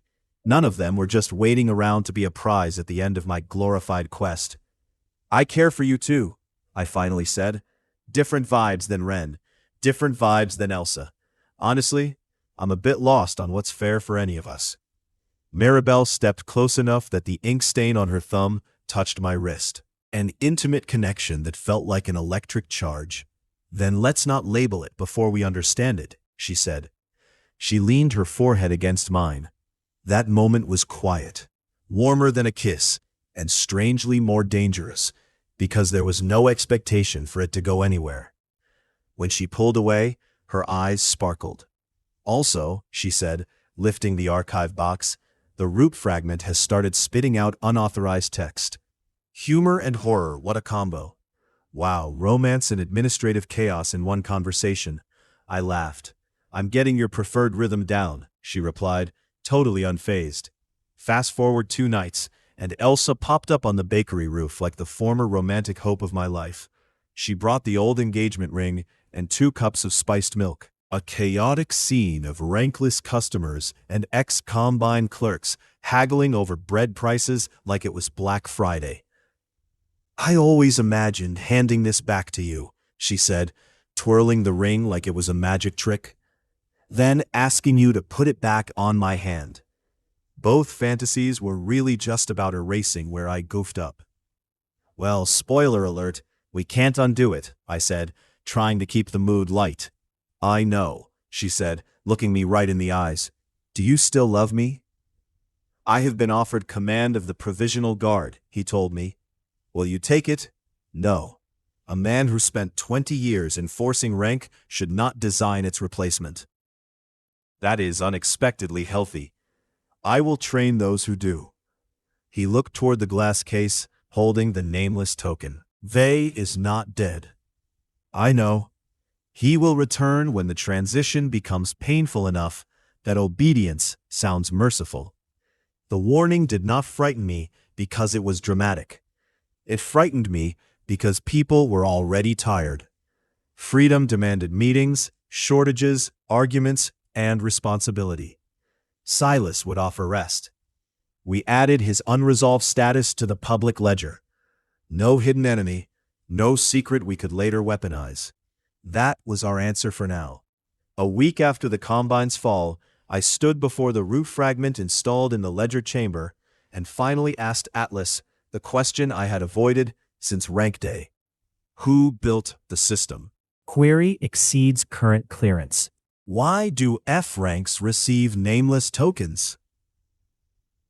Query exceeds current clearance. Was this all an experiment? For the first time, Atlas did not answer immediately. The blue panel flickered. Its bureaucratic voice changed. Not much. Enough. Query escalated beyond current clearance. Rerouting to administrator tier. Please hold.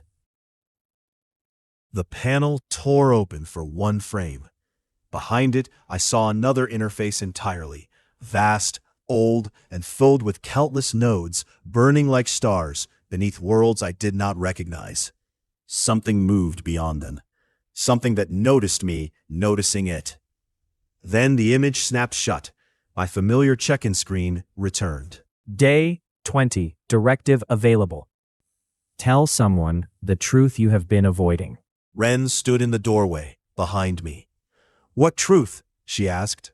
I looked at the ordinary blue panel, the impossible dark beyond it, and the woman who had taught me that trust required the power to say no. I think the system just noticed us back. Atlas spoke before she could answer. Administrator response pending. Estimated wait time. Unavailable. Of course, I said. Ren took my hand. The facility lights dimmed one by one as something far below the ledger began to wake. If you want to know what answers when the God's customer service department finally escalates a complaint, stay with me. I built a shadow empire from a useless coin, random chores, and terrible drop rates. Apparently, that was only the tutorial.